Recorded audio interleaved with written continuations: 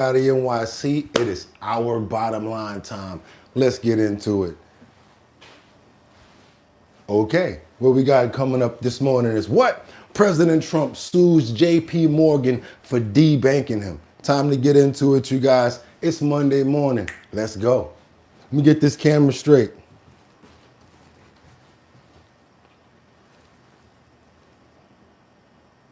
Everybody come on in. We're going to get rid of the TV tomorrow or like the day after so that I have another one. I don't like the way it's dark in certain areas. I started to look at the playback. Wasn't too cool. So yeah, see if we can get that bigger screen over there and change that Vizio out. Wasn't taking this too important before, but now, yeah, a little dark spot over there got me. So I don't really like that. So we're going to get rid of that. It's your boy Bugatti NYC. Let me see how we looking over here on this monitor. See, your boy getting it now. I'm getting used to it now. See, what happens is I don't mess with the levels anymore. I just try to leave it exactly where it is. How you guys doing this morning? It's your boy Bugatti NYC. It's our bottom line. Could have went anywhere. Fact of the matter that you came to chill with me, I appreciate you. Still got a couple of things I got to get warmed up over here. Also, we got to get into, of course, the morning prayer. Hope everybody's good. Mark Dorfman, see you got a little request in there that says you have a 2-car garage. I can use it. The winter, they put all of the snow plows in snow by my garage. Wow, so you snowed in. Got somebody over there I could send out though if you need. Let me know. I definitely got somebody that can service the area for you and at least get that out so that you can get the rest of the work done. So I have somebody over there if you need. Don't worry about it. I just got to make a phone call because that's what we do as family and friends around here. I saw that, my brother. So reach out to me. I got you. Let me see how we doing on this audio over here. How we doing for time? I think we're doing pretty good for time. Still want to check. Let me see if you guys make sure you guys can hear me. How about that? Oh man, Batty, you are official. I'm talking about official. What you think about the visual? Want me to, or leave it alone? What do you think about I see it right there, but I just want to leave it alone. I'm like, you know what? Can't get it perfect, sometimes. And it's snow outside very bad.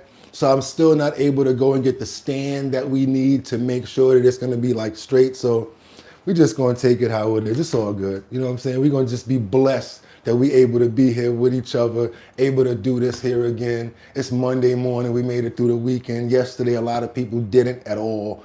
So, it is what it is. I want to just say, be thankful for the fact that we made it another day and that we're here. So let's go ahead. We're going to be early with it and get those morning prayers. And that's right, you guys. We're going to pray for safety. We're going to pray for love. We're going to pray for good energy. I want to make sure that everybody is healthy as well, especially during these times right now where it's really, really cold outside and we need as much energy as we can have. I want to pray for all of the animals that are out there. I want to pray for all of believe it or not, the iguana that are out in Florida that's still going through a lot. All of the animals that are sick and shut out, that are outside in the streets and stuff like that. I saw a bird fly up under the stairs the other day. I thought that was cool. And I'm just hoping that they're all okay as well. Everybody here, I want to pray for liberty and justice. Casey, I also see Jeffrey Spilker. I want to pray for Miss Swanza. I also see, who we see, V is up in the building, Batty Lynn. I see Kendra Walker. Let's keep on moving forward, you guys. Amen. That's right, you guys. It's almost time to get it in, making sure that we got this audio straight over here. We still got a little bit more time. Okay, cool. We good over there. Let me see what's going on in the chat real quick. Good morning, Kendra. See, we got Casey up here. Got Batty Lynn. Okay, Miss Swanza. Good morning. I know it's cold where you guys are at, too. Right now in New York, I think we're at about 12 degrees. And I don't know what they're talking about in the news, but we hit at least about 11 or 12 inches of snow yesterday. It was crazy. And it was not seeming like it was going to stop coming down. So my crew, it was crazy. I'm lucky to be able to have been able to stack the board and been able to do what I had to do, because we did at least about 10 buildings yesterday. And I came back in and I was just like, I was knocked out, you guys, but there's no way I can move on and not do what I got to do here. Be responsible and keep on pushing through. Maybe catch a nap later. But you know what? Got to leave it all on the field and do what we got to do here. And keep it moving. Hope everybody's good. What we got over here, Luigi? I know it's really cold where some of you guys are at too. I know it's cold. Guys, stay warm. Get those animals in their house. You know, even if you got to let the horse in, let them in. You know? Sometimes you got to let the animals in the barn come in the house just to let them know. You know, they still family too. And y'all ready? Because I'm ready to go. They're ready to go. I said it's time to start the show. I hope you're ready, yo, yo, yo, yo, yo, yo. And now we wind it up, wind it up, wind it up. It's 6 o'clock somewhere. I think it's 6 o'clock here, but we're gonna give them a little more chance. I know the lighting is better too, I hope, right? Let's go. Let's go. I'm ready. It's 6 o'clock. Oh. Okay.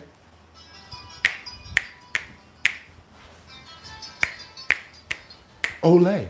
That's right, you guys. What we got to do this morning, because it is cold outside, and you know them fingertips are cool. We got to open up those pores. Dun, dun, dun, dun, dun, dun.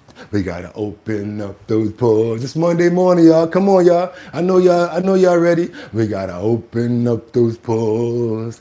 Dun, dun, dun, dun, dun, dun. We got to open up those pores. Hold on. Y'all got to give me a second on this one. You got to open up those. Dun, dun, dun, dun, dun, dun, dun, dun, dun, dun. We got to open up those. Dun, dun, dun, dun, dun, dun, dun, dun, dun, dun, dun, dun. Bam, bam, bam, bam, bam, bam, bam, bam, bam, bam, bam, bam. Dun, dun, dun, dun, dun, dun, dun, dun, dun, dun. Bam, bam, bam, bam, bam.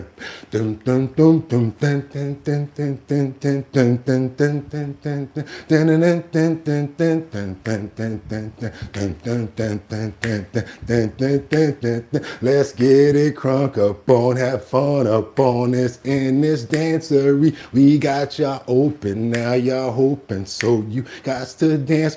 We don't need no hateration, holleration in this dancery.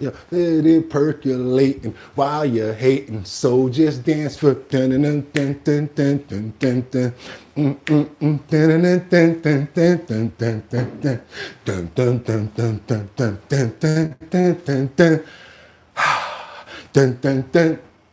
Dun, dun, dun, dun, dun, dun, dun. I know y'all ain't think I was gonna try to sing like Mary J. Blige and be on no. Come on, everybody, get on down, cause you know we got to get it crunk. Mary J. is in the house tonight, so let me make you feel alright. Come on, everybody, party with me. Get loose and let you. Y'all thought I was gonna do that? Keep your situations at the door. Then just step inside their song. I don't even really know the song, but I tried to do my best. Y'all know why, because y'all here. It's our bottom line time. And if bump that beat. It's Monday the 26th. That's right, y'all. It's 2026.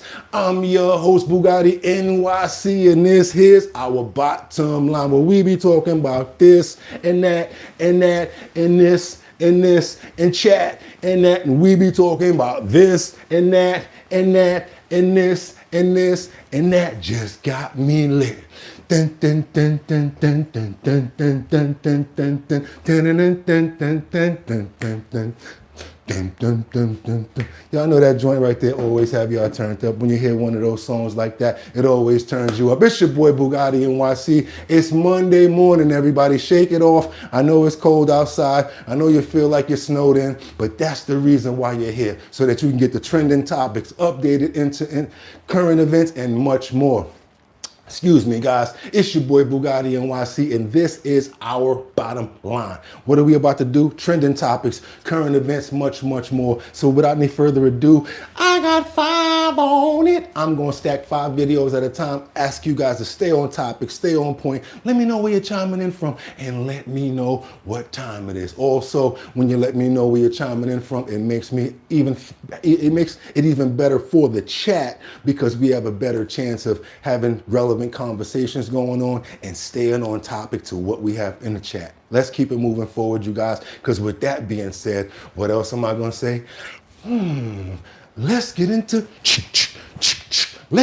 these titles. It's time to get to work, you guys. What do we have here? And your last few days with us, you have served your purpose, Mr. Monitor, but it's time for us to upgrade. We have come to the end of our road. It's the end of the road, but we appreciate you for serving a full probably year or two. Let's keep on moving forward. President Trump sues JP Morgan for debanking him. We heard that yesterday, and we're going to get into much more on that topic as well. So basically, JP Morgan Chase decided to get rid of his bank accounts, basically tell them they didn't want to do business with him, and seemed like they got a pretty big lawsuit that they got to deal with now. We're going to keep on moving forward, you guys, because in the middle here we got, will ICE agents and Minnesota residents ever find common ground? I don't know, and I'm hoping for that. That's a self-made title right there, because that's what I'm hoping for myself. I think that ICE agents and residents and people all together need to find some sort of common ground so that we can get to the bottom and try to get what we got to get going here. We understand that there's a lot of pushback, a lot of families that are being hurt, but there has to be some understanding about the illegals. And those are the ones that we're talking about, the drug dealers, the ones that hurt children, and the ones that those individuals are who we're talking about. Let's keep on moving forward, you guys, because last but not least, we've also got an exclusive from Nick Shirley, who sells California. Still got me with the wrong spelling. I was over there fixing worse, but it still was whatever. Let's get back into it, you guys. Nick Shirley says California fraud may be worse than in Minnesota. Yep, that's what he said, because he's already, I'm not even going to tell you why. I'm going to let him tell you. We got a lot more to get into, you guys. It's Monday morning. Let's get into this work. I got a lot for you. Want to let you know it's going to be a really good show, so I hope you got your coffee, your tea, your water. Let's do what we got to do, you guys. Good Monday morning. Let's get into it. 26th of January. Oh, we're almost done with this month already. Let's go. Right now, we got President Trump, as he's going to be unloading on JP Morgan. We're not even waiting on a $5 billion lawsuit that he's putting against them. Let's keep it moving forward, you guys. Let's go. Officially suing JP Morgan Chase and CEO Jamie Dimon for $5 billion over claims that he and his family were debanked after the January 6th Capitol riot. So the lawsuit alleges the bank terminated several bank accounts linked to the president. Quote, and here's part of the filing, as a result of political and social motivations and JP Morgan's unsubstantiated woke beliefs that it needed to distance itself from President Trump and his conservative political views. So that's a direct quote from the lawsuit that I just read. JP Morgan has now responded. Here's what they say. While we regret President Trump has sued us, we believe the suit has no merit. We respect the president's right to sue us and our right to defend ourselves. That's what courts are for. JP Morgan does not close accounts for political or religious reasons. We do close accounts because they create legal or regulatory risk for the company. We regret having to do so, but often rules and regulatory expectations lead us to do so. We've been asking both this administration and prior administrations change the rules and regulations that put us in this position. And we support the administration's efforts to prevent the weaponization of the banking sector. So Maria asked Jamie Dimon himself about debanking. This was just last month. Watch this. What's the position? Did you send over the bank records of Devin Nunes or Trump supporters to the special counsel when he wanted that information? People have to grow up here, okay, and stop making up things and stuff like that. So, and I can't talk about an individual account. We do not debank people's religious or political affiliations. We do debank them. They have religious and political affiliation. We debank people who are Democrats. We debank people who are Republicans. We've debanked different religious folks. Never was that for that reason. And that's number one. Number two is I don't like debanking people. We live under very strict rules and regulations and requirements. And to protect the country, and we have to report things to the government. We're required to report things to the government. We don't give information to the government just because they ask. We're subpoenaed. We're required by court to give it to the government. And I've been filing subpoenas with this administration, the last administration, the administration before that, and the one before that. Tiana, your reaction to this morning, breaking news. Jamie Dimon and JP Morgan Chase have not denied that Trump and his business affiliates, family members, that they lost these accounts after early 2021. So everyone agrees on the timeline. They just maintain, oh, it must have been for regulatory risk, legal risk, which makes me think President Trump is doing this all for discovery. Because right now, it's not necessarily a crime to debank someone for political affiliation, right? Like you under the terms of your contractual agreement with the bank. Most of these banks reserve the right to close an account for any reason. But the fact that Jamie Dimon's so dug in, sort of giving a non-answer to Maria about were you compliant with these criminal proceedings? But back up. I'm kind of surprised right now because you mean to tell me that a bank can tell you they don't want to do business with you because of your political beliefs? Okay, maybe I need to start thinking about that. I have never thought about that before, ever. Have you? Have you ever thought about being debanked because of your political or certain beliefs? Or I heard about taking my money out of an account because I don't want to have business going on with that bank anymore, but being debanked? All right, let's keep on moving forward. Maria Bartoli has asked Trump why we actually need Greenland. We're going to hear it directly from the horse's mouth, how we like to get it. Let's keep on moving forward, you guys. That's pretty crazy right there. Never thought about that. Well, I don't know if I can say that, but it could be. I mean, it's possible. Anything's possible. But in the meantime, we're getting everything we wanted, total security, total access to everything, have as many bases. Never heard of that, right? Have all the equipment that we want. And very importantly, we're building the Golden Dome, we call it. It was called the Iron Dome. Somehow the Golden Dome sounded a little bit better. But we have a technology that's second to none. You saw what we did with Israel, and that's our genius that did that, and it's amazing. It's just, it's foolproof, and we're going to be building it, and it works much better when we have access to Greenland. Just covers more territory, covers it more accurately. Missiles will be more accurate by having it. It's very important strategically as a piece, and we will have everything we want. We're getting everything we want at no cost. So the Golden Dome will be on Greenland? A piece of it, yes, and it's a very important part because it's everything comes over Greenland. If the bad guys start shooting, it comes over Greenland.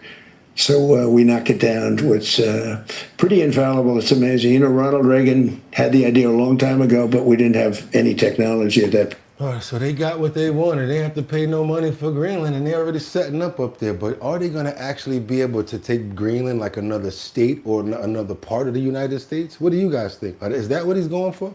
I don't know. Help me out in the chat so I could understand what's going on here. I appreciate any information that you guys can tell me. Going over to Washington right now because I owe you about 3 more. Where we got the Trump administration who's defending the Minneapolis pow on the federal agent. Let's keep on moving forward, you guys. Let's go. Keep on going. President Trump tonight slamming Minnesota's governor and the mayor of Minneapolis, accusing them of inciting insurrection with their rhetoric, while writing, "Let our ICE patriots do their job."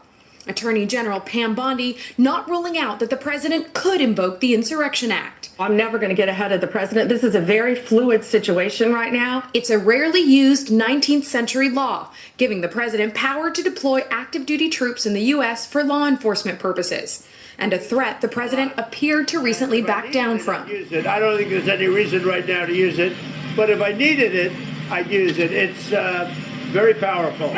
The Attorney General says federal agencies like the FBI, DEA, and ATF are heading to Minneapolis to back up Homeland Security operations on the ground, with DHS Secretary Kristi Noem blaming local leaders. Governor Walz and Mayor Frey, they instead choose violence. They instead choose to encourage the destruction of their city and the crime against their people.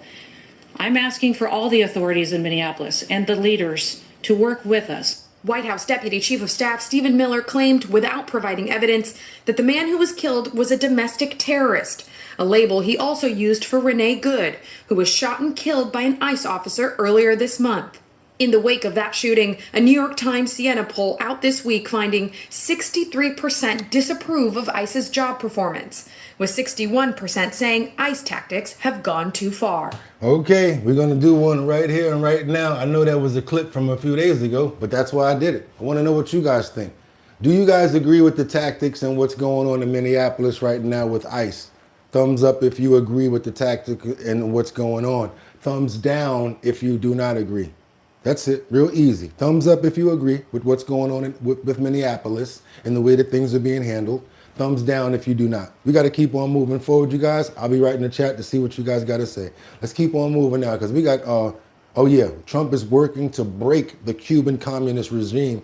Let me see what we got in this chat right now. We got some thumbs up, a couple of thumbs up, 2 thumbs down. Okay. I would say almost 70-30 right now, thumbs up and thumbs down right now. 70-30, 70 up, 30 down, 70% up, 30% down. Yeah, people are divided on this topic right here. I am too, I'm like this. Because just the way that things played out. Do me a favor though.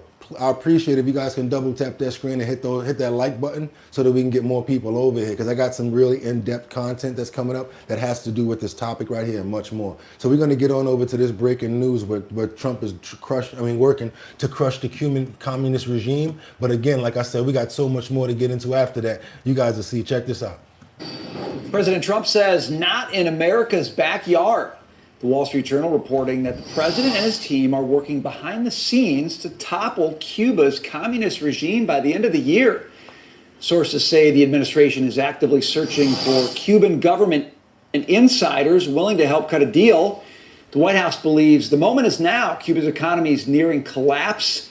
You got food and fuel shortages, rolling blackouts, a government that appears as fragile as ever. This after the U.S. arrested their biggest ally, Venezuelan dictator Nicolas Maduro. So they okay, so I'm gonna go back to something I said earlier. I think the president's got a real taste for moves around the globe. Add Cuba to that list. Could be a very good thing for the world, Gary, but it is a big question mark in terms of how that plays out, how much of the president's attention it requires. And what does it mean for the American military, for example? What if I could build an app that works my way with base? I'm actually good on that. Let's keep on moving forward. We got some other information where we're talking about how it is so many gullible people when it comes down to the border patrol agent and what's going on in Minneapolis. I didn't really like that too much. Let's keep on moving. Let's go. I want to see what's going on with this situation over here. Bring this back. We're going to keep it moving right now. Let's go. Chief Border Patrol Agent Greg Bovino joins me now. All right, Greg, what happened with this 5-year-old? Yeah, this is the one. Yeah, let's get to this. Well, Jesse, it's good to see you again. Thanks for having me. This 5-year-old, his father was apprehended. His father abandoned the 5-year-old, as you said. That's something, unfortunately, that we see on the border all the time, are parents abandoning children almost as sacrificial lambs so that they can get away. Do we want those people as parents here in the United States? So that father abandoned the child. We were unable to give the child back to the mother or family members in that house. So we did the right thing, as we always do, and the child remains with his father. That family came in as illegal aliens, and they're going to be deported together as illegal aliens. All right, so this dad's from Ecuador. What do we know about him? His lawyer says he came in through Biden's little app. Sure. What we do know is that millions of illegal aliens came across the border, most unvetted, many gotaways, and that's a term we use in the Border Patrol for someone that gets away that we have no record of. When you pull 70% of your border forces back to change diapers, Jesse, you've got a lot you get a lot of gotaways, and perhaps this is one of those gotaways. Illegal immigration is not a victimless crime. Yeah, and we don't even know who this guy was in Ecuador. It could have been a gangbanger, could have had a history there. There's just no trace of him. How does it make you feel? I mean, this isn't just random people accusing you of kidnapping and doing horrible things to families. I mean, this is Good Morning America is accusing you of doing heinous things to kids. How do you process that?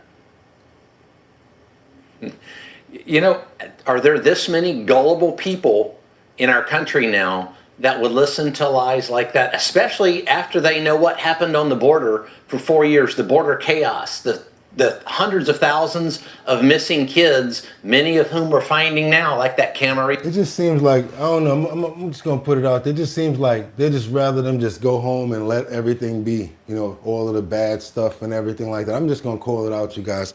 Would you rather they just, like the ICE agents just go home and like let everybody just do what they're doing and let the illegal people do what they're doing and forget about that? And even the children that are being out there that are being harmed and things of that nature? That's my question. Because it's like, I understand that you might be angry about the way that they're going about things, but it's getting more intense due to the fact that people are actually getting involved and like preventing stuff and getting in their faces. And you got to look at, it is what it is. And every action deserves a reaction. When you put out energy, it demands a response, even if it's positive. You know, positive messages go how could I say, not unanswered, but ununderstood. Let's keep on moving forward, you guys. It's a really hard topic to go into right there because it lets you know how people really feel in this world. Let's keep on going. What we got now? We got this, yeah,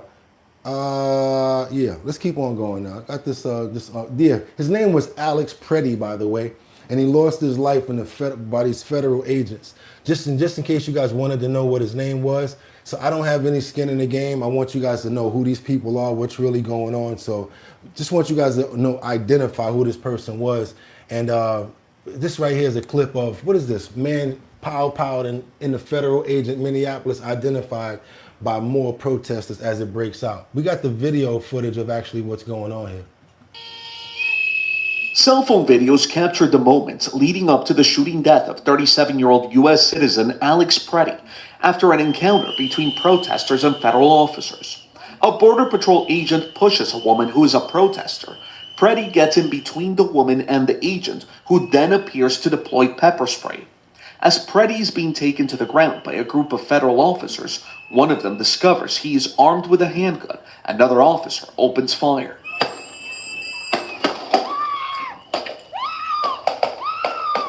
The officers attempted to disarm this individual, but the armed suspect reacted violently. Fearing for his life and for the lives of his fellow officers around him, an agent fired defensive shots. The Department of Homeland Security. Did y'all see what she just said? Was that the exact same thing that you guys saw? Are you gonna be like on a party side and say, oh yeah, that's how it happened, or oh yeah? What you guys are gonna say? What did you guys see there? I want to know. What did you guys see there? Did you see what Kristi Noem saw and what she said, or did you guys see something different? You can put your comments here. I want to know because it was pretty right there in your face, and I didn't see a lot of what. I'm sorry what she said, y'all. Didn't see that. I saw him get. Psst.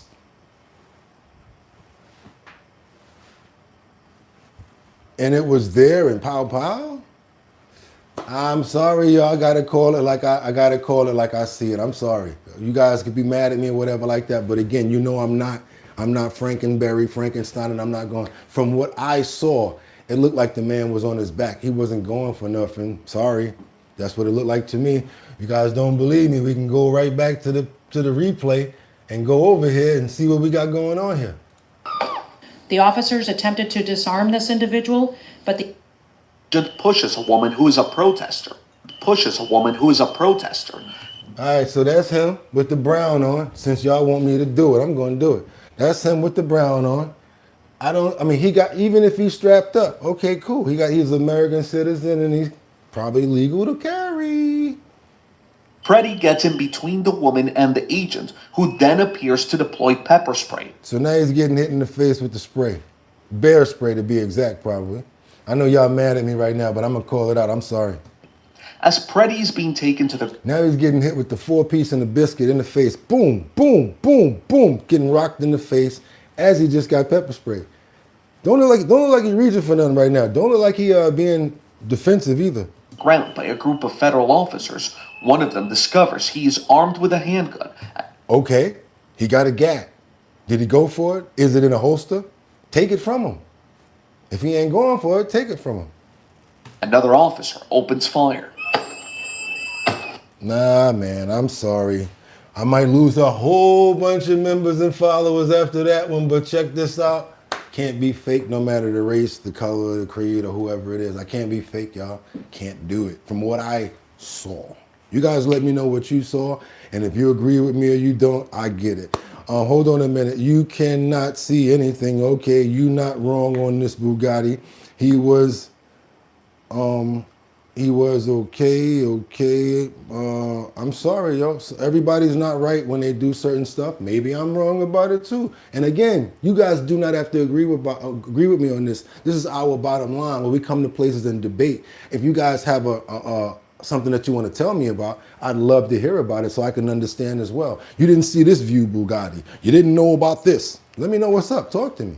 You know what I'm saying? Let's keep on moving forward right now. I just can't be like that one-sided about any sort of a situation. Now let's get on over to Minnesota, St. Paul to be exact, where we got more than 100 anti-ICE protesters that were arrested in this situation right here. Let's keep on moving forward. I mean, there's a mission that needs to be accomplished, but the soldiers can go about it the wrong way. You might have the soldier that you send out there that does something wrong. That does not mean that the entire mission is not the right type of mission. That soldier just happened to did that wrong. How about that? Let's agree on that. Let's keep on moving forward, you guys, because now we got a lot of pushback from after this situation happened. Freezing temperatures didn't slow down the thousands who took to the streets of Minnesota for an anti-ICE protest, which they called the Day of Truth and Freedom. The demonstrations leading to more than 100 arrests at Minneapolis-St. Paul Airport. Garrett Tenney is live in Minneapolis with more. Good morning, Garrett. Hey, good morning, y'all. We had protests happening all across the city yesterday, but this one downtown was massive. We're talking about thousands of people that came out in below freezing temperatures, dressed up in full ski clothes, goggles and everything. There were anti-ice signs taped to hockey sticks, and it was so cold that people's beards were freezing.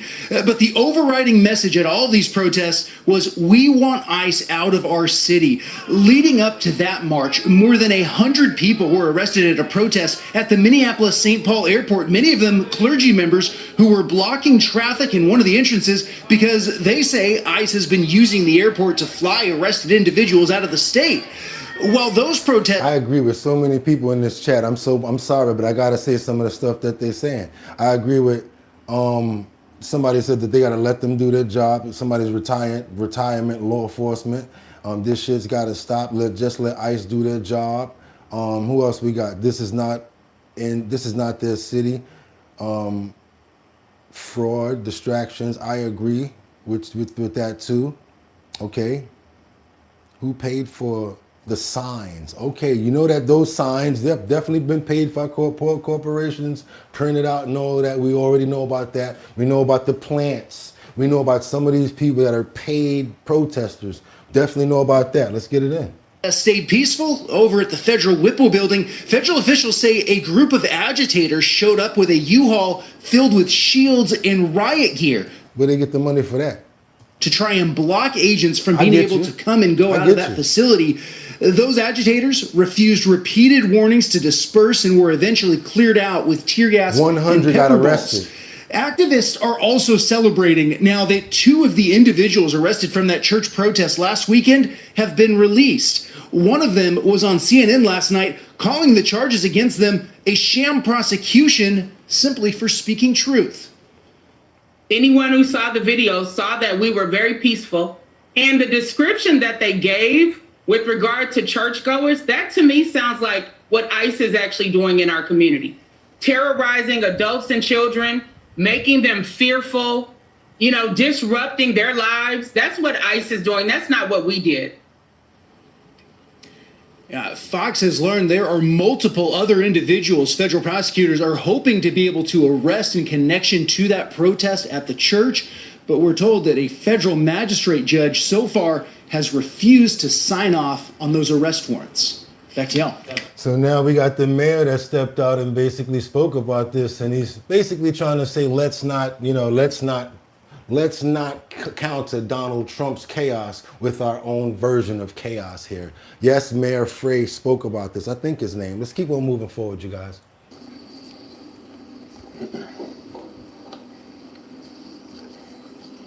Yeah, black people stand down. I ain't gonna lie, I'm not getting involved in that. We're here to provide an update on the safety plans and precautions that we're going to be taking for this evening. The city of Minneapolis is filing a declaration after today's shooting to encourage the judge to rule on a temporary restraining order on Monday that would grant us immediate relief and would help stop this operation that has been so harmful to the city of Minneapolis. The state of Minnesota has resulted in multiple shootings and tragic deaths. You guys might get angry with me when I say this. The black lady right there, she may be like a descendant of a specific place, like Haiti or certain place where her family is has to deal with this situation, Jamaica or whatever. So you got to realize a lot of these things aren't just trying to be a part of it as well. Some people have family members in which they feel a certain way about this. Let's keep on moving forward. I have formally requested assistance from the National Guard to support the limited number of officers that we have in the Minneapolis Police Department. We have around 600 officers in total. Days off have been canceled. Our incredible Minneapolis police. So they basically called in the National Guard themselves. Officers have been working tirelessly to do their day-to-day work, and simultaneously they are put in the middle of these chaotic situations. We will not be able to do this on our own, and so we are getting assistance from both mutual aid jurisdictions as well as the request to the governor for the National Guard, and we're appreciative of the assistance. Oh, so Brian, you kind of feel like me, right? Because all of a sudden they want to represent a whole race until it come down to my country. How about we go there, Brian? You know what I'm talking about, right? My country. Oh, my country, Jamaica, better than this. You go to the hills, you get this. Oh, St. Thomas is better than this. Oh, Puerto Rico is so much better. Oh, my country is such... You ever hear somebody be on that my country stuff? And you know what, y'all? I know what every one of y'all be saying when y'all hear that stuff. Well, why don't you take your ass back to your country then? Yo, let's keep on moving forward. I couldn't even take no more of that. I'm sorry. Under investigation, who do we have? I'm telling you right now, she get a little bit darker, get a little afro. She look like the reject Lauryn Hill. None other than Ilhan Omar, who's being investigated. You guys see her right there with the mic, trying to act like she's Lauryn Hill right there. Let's go. Let's keep on going. While Bovino's cracking down in Minnesota, House Republicans turning the heat up on Ilhan Omar. They want to know how she got all that money. What your response is to the Oversight Committee launching an investigation into your net worth, you and your husband's net worth? They're claiming that... I'm sorry, you guys, but these are like kind of the groups that always say that my country stuff, and they say stuff, the ones that are corrupt say stuff like, oh, we come to your country, we get money, and we driving around in Mercedes and all of that. You guys are stupid. Y'all out here working hard. We know how to get our money. And they definitely be having designer. They'll have like luxury bags. They'll have a real nice apartments or like homes and stuff. And they be looking at you like you doing something wrong by trying to be doing it legal. Straight up. Some people are like that, not all. It's risen rapidly. What's your response to what they're saying? House Oversight Committee Chairman James Comer. All right, Mr. Comer, you were in banking before politics, right? So she suddenly, in 1 year, after being worth a few $1,000s, is now worth $30 million. Have you ever seen anything like that? No, and the way the financial disclosure forms are, there's a big variation. But here's what we know: she went from zero to anywhere between $6 and $30 million in a year. Now, why is that relevant? First of all, I don't know many people that go from zero. Can you please put me on to your investments? Because I'm listening. Remember that back in the day, they'd be like, when E.F. Hutton is talking, people listen. When Ilhan Omar's talking about how she got her money, I'm going to listen. You and Nancy Pelosi. 0 to 30 without having a legitimate business. Her husband is in some type of finance business, but we don't know what it is. It doesn't appear to be private equity. It doesn't appear to be venture capital. So we just have questions. What exactly is the business that you're involved in? It was kind of like the same questions we asked Hunter Biden that he never got answered. But then, you know, she won't answer any questions. The ethics committee is supposed to investigate members. Sorry, somebody just called out Trump too. We got to keep it 100. Somebody just said Trump made $1 billion+ as well this year. But the thing about that is at least he got some cover for it. This chick here make $150,000. I'm not condoning it. Nope, I'm not condoning it. If it was ill-gotten gains. But seems like the majority of that monetary that's being talked about is businesses and different things that you guys may not be happy that he's getting involved with. That's right. But remember, before this, he was Donald Trump licensing his name, and the majority of people that voted for Trump is because he was a businessman. We're not supposed to investigate individual members, but this business is in her husband's name. So we can investigate her husband, and we are going to do that because we're, as you know, in the middle of this Minnesota welfare fraud. And there's been a lot of accusations about a circle of influential Somali Americans that are benefiting from these financial scams in Minnesota. Her name is on the list. Now, she's going to get due process. I don't know if she's guilty, but what I know is she went from 0 to anywhere between $6 and $30 million in a year, and she won't even answer a simple question like you saw there. What did you do? I mean, it looks very suspicious when you have millions of the Somali cash just flying all over Minneapolis with no scrutiny whatsoever. And I'm going to just keep it a buck again. If y'all was from like Harlem or like somebody from the Bronx, somebody from Detroit, you know what I'm saying, somebody from Naptown or the Chi, y'all try to go get some of that bread with them, they're going to be like, no, I'm sorry, there's nothing going on over here. What are you talking about? Like, yo, what's good? Like, yo, what's, you know what I'm saying? What's popping? No, only our people from my country. Let's keep on moving forward, you guys. I told you it was about to get hot and heavy up in there. We got much more to get into. Do your boy a favor, double tap that screen to get those likes up. I really would appreciate it. Again, I just want you guys to understand something.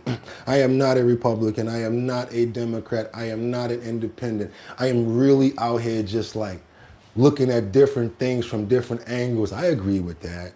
I agree with that. Oh, I don't agree with that. I don't agree with that. I agree with that. Is that okay? What's wrong with that? Why can't I be that way? Don't get caught up because I'm talking about something that I agree with on one hand and think that, oh, that's what he's about. No, I'm not. And you never see me forcing you to try to agree with me. I always tell you guys you don't have to. And thanks for the love. I appreciate it so much. I appreciate if we can get those likes up. Really trying to get us up to 70,000 subscribers by the end of the month. And I'm bringing you guys that heat. That's how we doing it, y'all. Do your boy a favor, double tap that screen, get those likes up, because we still got much more to go. What we got coming up here next? Let me see what we got. I know we got some heat. What we got?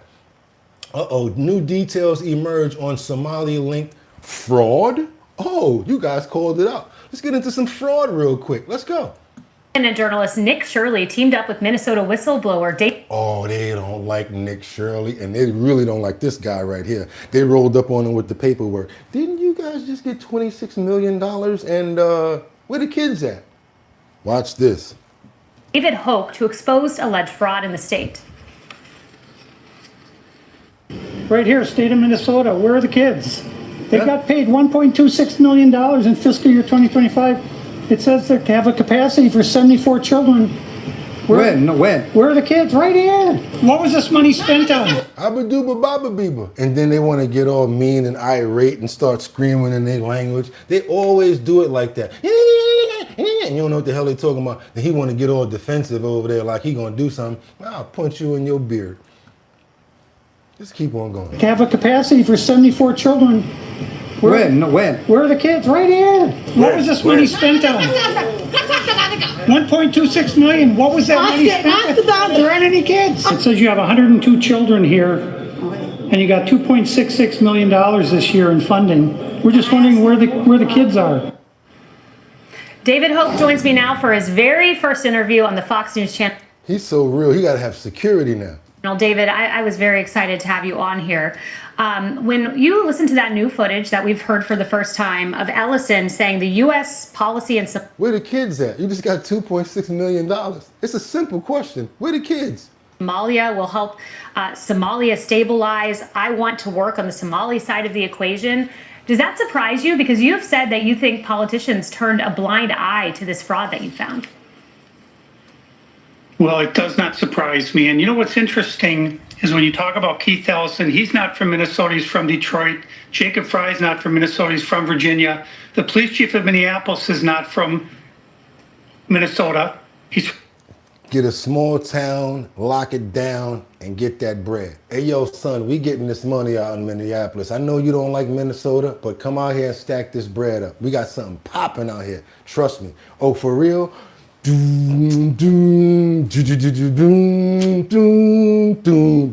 in the house. Detroit is in the house.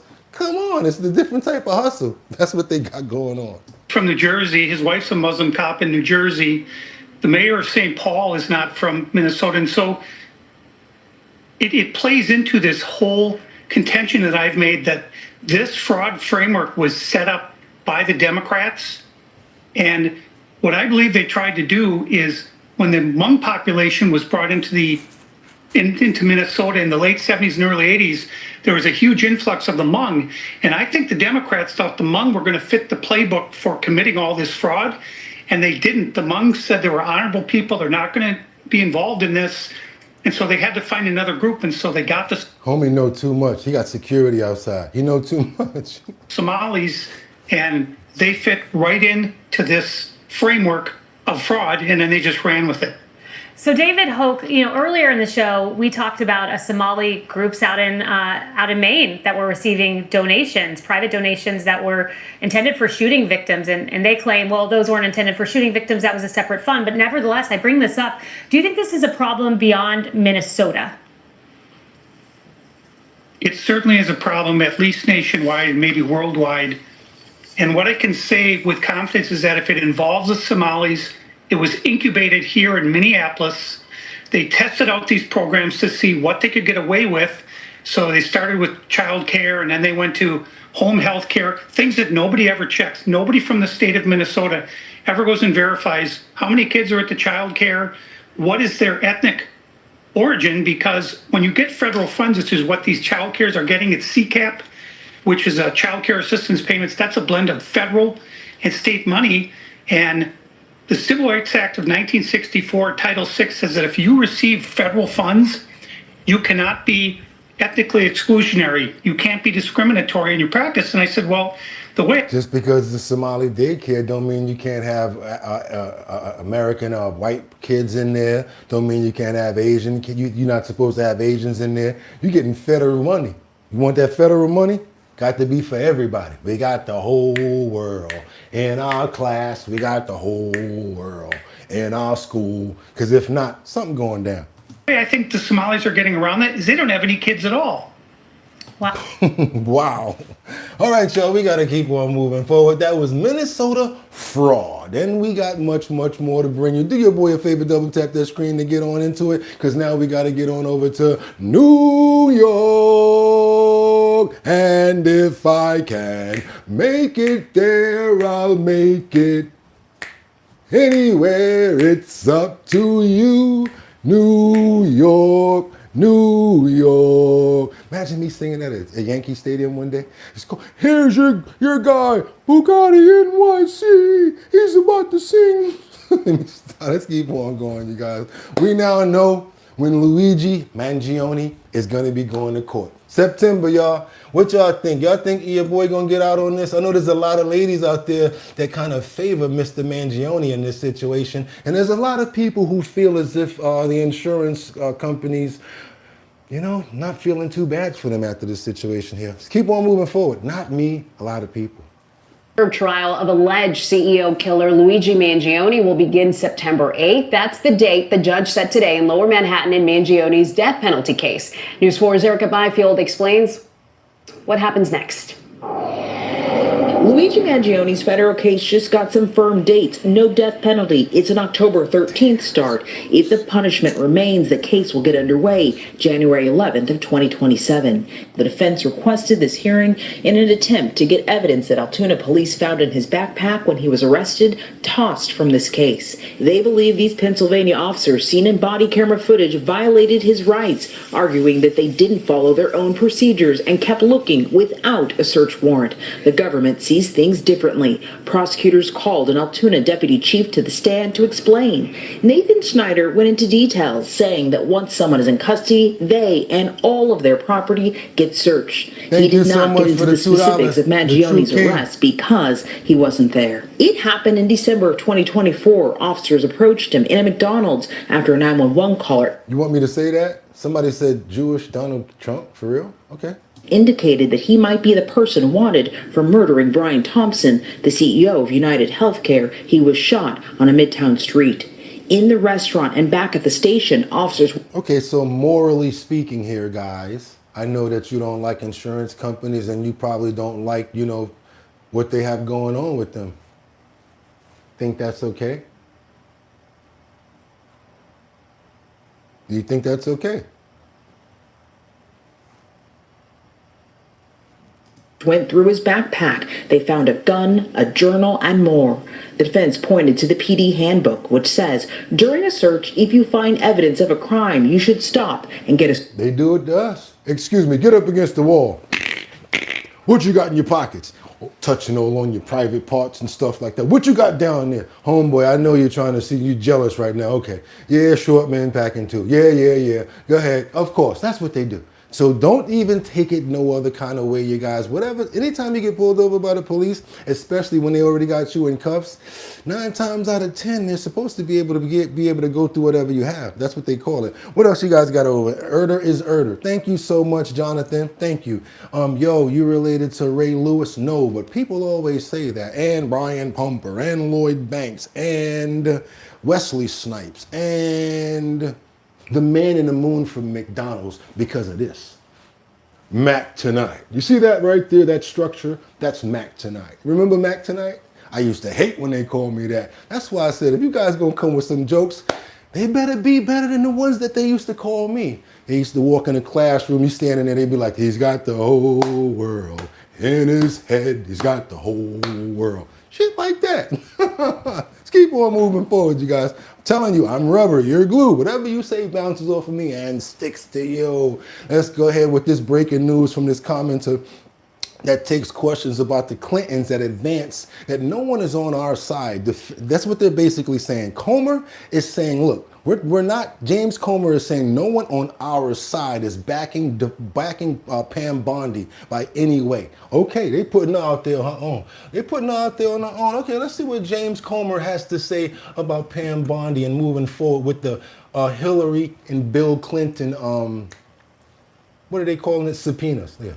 The Oversight Committee has done thus far on the Epstein investigation. I'm very happy that we had a bipartisan vote today to hold the Clintons in contempt of Congress, and this shows that no one's above the law, and I'm just real proud of the committee and look forward to hopefully getting the Epstein documents in very quickly and trying to get answers from the American people. With that, I'll be happy to answer any questions. Mr. Chairman, do you think the Attorney General should be held in contempt because the Department of Justice has not produced all of the Epstein files it's supposed to?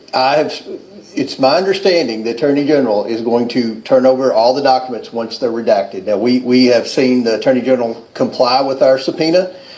They have turned over documents, as I said numerous times today, and I've said numerous times on most of the networks that are here today. We would like for the pace to pick up. We want to get the documents. We're not going to let her off the hook, but from a legal standpoint, she is complying with the law, and we expect to get the documents very soon. In addition to your subpoena, though, are you concerned that she has not complied with No, with my subpoena, she's complied. She's turning over documents. Again, but also the Epstein files. Well, the Epstein Files Transparency Act is a Judiciary Committee thing. They put a date on it. She's going to be in front of the Judiciary Committee in 2 weeks. And I think that's the important thing with what the Democrats were trying to say today about Bondi. And look, no one on our side is defending Bondi. Let me be very clear. No one on our side is the pending body. But we have to recognize there are a lot of documents. They produced documents, I think, on 2 different document drops.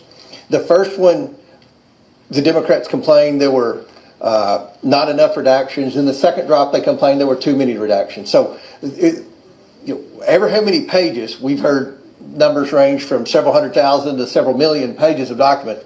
That's a lot of eyes that are going to have to be over it and review it to try to make the redactions, because the victims have made it clear to us that they want anything pertaining to their privacy redacted. And that's the impression I'm under that the Department of Justice is trying to do. Mr. Chairman. In the past, we've heard Thomas Massey say that a private law firm could have taken care of this and had it done by now.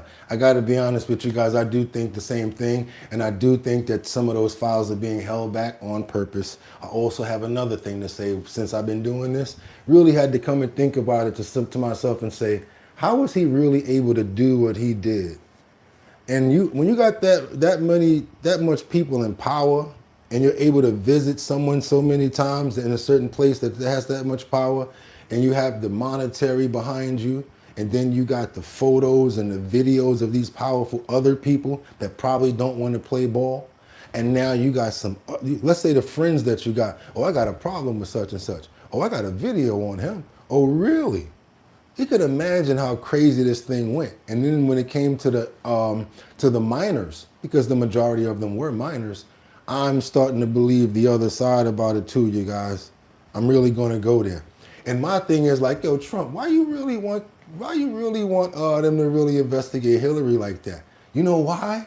Because I think that he knows if they pick the scab off, they gonna find something even worse up under there with her. And he's like that. He's like that. Let's keep on moving forward, you guys. If you agree with me, you can. If you don't, no problem. You don't have to. Let's keep on moving forward, because now we're going to get over to Washington. We've got a contractor who allegedly leaked information to the Washington Post. He's been indicted on 6 counts. Check this out, you guys. You know how sometimes you got those whistleblowers, but sometimes you never thought that you was going to go to jail for it. Government contractor accused of leaking classified national security information. Classified, fool? Are you stupid? To a Washington Post journalist was indicted by a federal grand jury in Maryland. Aurelio Perez Lugones was charged with 5 counts of unlawfully transmitting and 1 count of unlawfully retaining classified national defense information. You ain't gonna believe how he did it. I mean, it's like he wanted to get caught. You know how, like back in the day, you do it a stupid way, right? Nowadays, you probably come in there, you got your little, you know what I'm saying? Stick your little card in there, you know what I'm saying? Let it download or whatever. Yeah, what's going on, y'all? You know what I'm saying? Everything good, you know what I'm saying? Take the card out, throw it in your pocket. All right, cool. Get out, you know what I'm saying? Watch how this fool did it. Perez Lugones allegedly accessed classified national defense information illegally on multiple occasions between October 2025 and January 2026. He proceeded to give the information to an unnamed journalist identified as Reporter 1 by the Department of Justice. The reporter who received the unauthorized data then used it to write, quote, at least 5 articles that contained classified information. The DOJ says on January 8th, Perez Lugones was witnessed by authorities accessing national defense information and printing it at his cubicle. After being put on surveillance, Perez Lugones communicated. Printing? He printed it at his cubicle, y'all. Like no, they don't got nothing set up on my computer to see when I'm printing or what I got going on. There's no cameras around here. He printed it on his computer at his cubicle at the job. Yeah, that's what he did. You can go into the history on the main data. I can go into the history of my computer, my copier, and print out any document that was printed out because it's on my computer. Stupid. Idiot. With the journalist, saying that he was, quote, going quiet for a bit just to see if anyone starts asking questions. Bondi blasted the actions of Perez Lugones, calling them a, quote, grave crime against America that threatened national security. Perez Lugones faces a maximum sentence of 10 years in federal prison for each of his charges. Man, I don't know if he sold that information, but I can tell you one thing. The reporter got gap off for that. The reporter straight, because he got a break. He got some information that was exclusive. And guess what? The freedom and the power of the press, You don't got to worry about nothing. He brought me this information.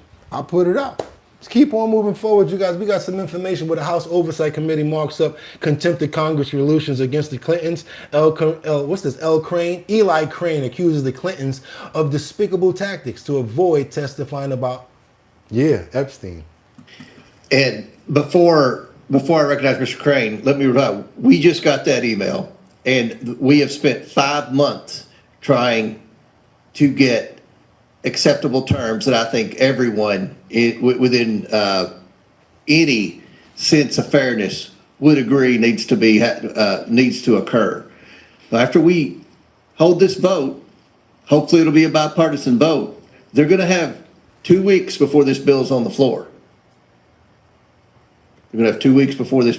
Come on, guys. We need to get those likes up over there. I see people over there talking about we need to get 300. We working over here. We deserve the 300, especially if the people are in the building. I really would appreciate that. Can we get those likes up if you guys appreciate the work we're putting in over here? Let's go. The full House votes on it. And make no mistake, to the Clintons and their lawyers, this bill will pass, and I believe it will pass with Democrat votes, even though I've heard Democrat leadership is whipping to try to get you all to vote no on this.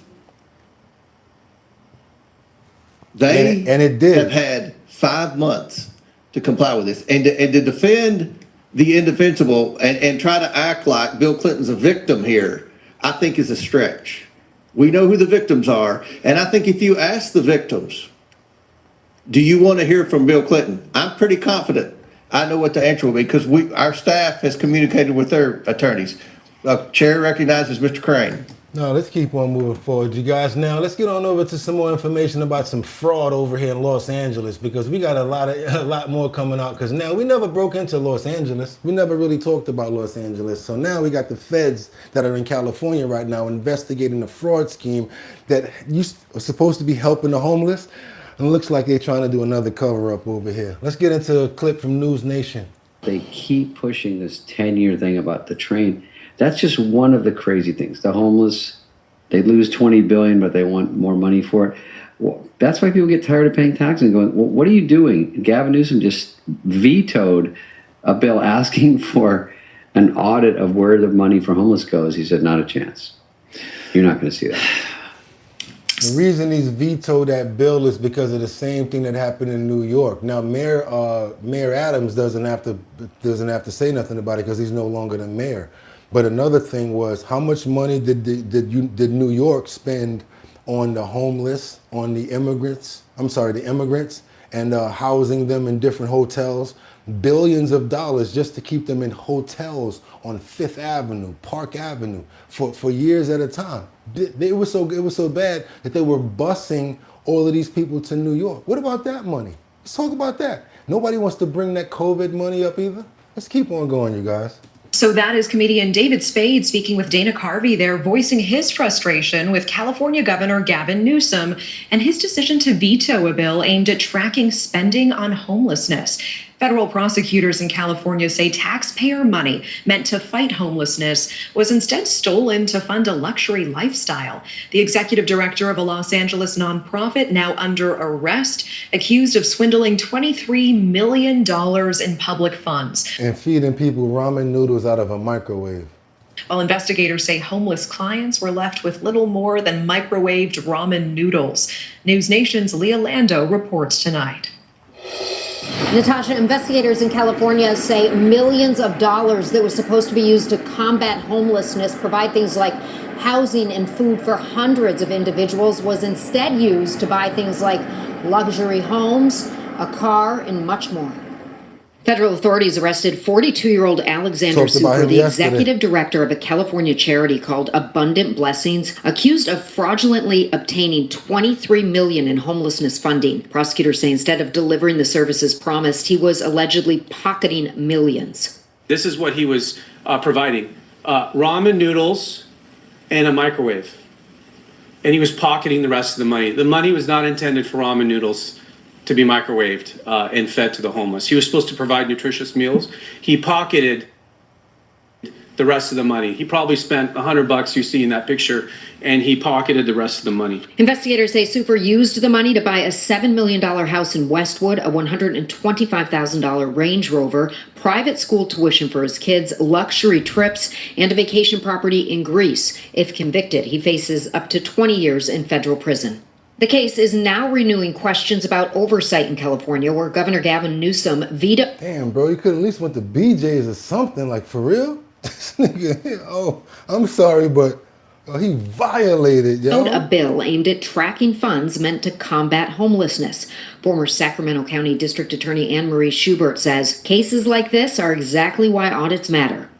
As a government agency, why would we not want to audit? Why would we not want to make corrections? We have, reports of billions of dollars missing from the homeless, funding programs. We have people that are in serious need of assistance. They have serious substance abuse and mental health issues.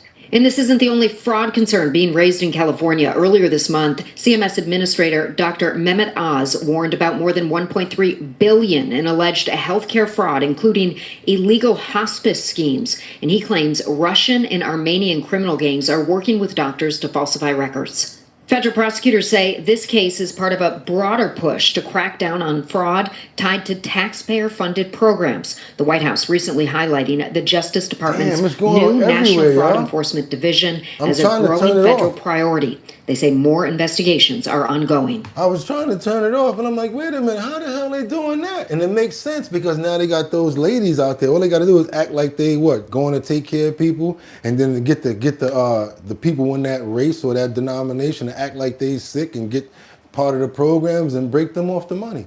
Yo, nothing is safe, man. That's crazy. Do me a favor, if y'all appreciate the content you're getting today, hit that like button so we can get much more people over here so they can know about what's going on over here. As you can see, we go everywhere on our bottom line. We don't just stay in one place. And especially right now, we're concentrating on our country. We went to Cuba for a little bit. We're going to keep on moving forward, though. Let's get on over now. What we going over? What we got right now? Oh, we're getting over to Florida. We got to target these S offenders. Yeah. Okay, statewide. Let's get into it, you guys. I can't say that word, but you know how it is when in Florida. What we got to do right now is watch your head. Somebody need to go to jail, and that's what's about to happen. And it just so happens to be that doom, doom, doom, doom, doom, doom. They doing it. Let's get them up out of here, y'all. They releases their video of Florida raid targeting number 6 offenders in a statewide crackdown.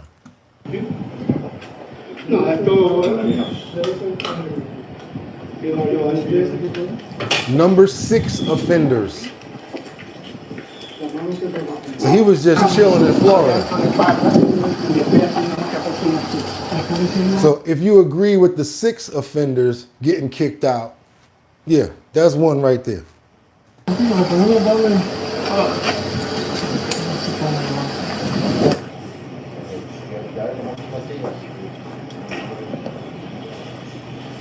I don't have no problem with this, y'all. Get them out of here. Messing with the kids and all that, get them out of here. Bye. See you later, bye. Yeah.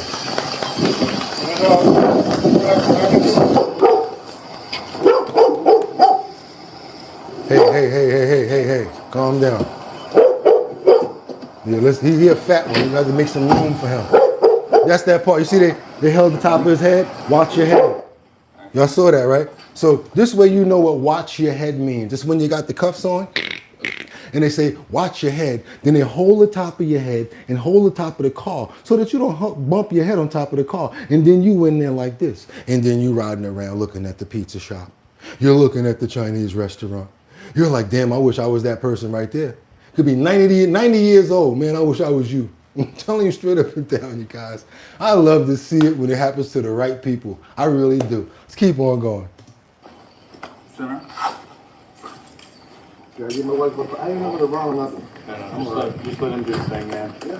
Especially the number 6 children, 6 offenders. Number 6 offenders. Yes, I do.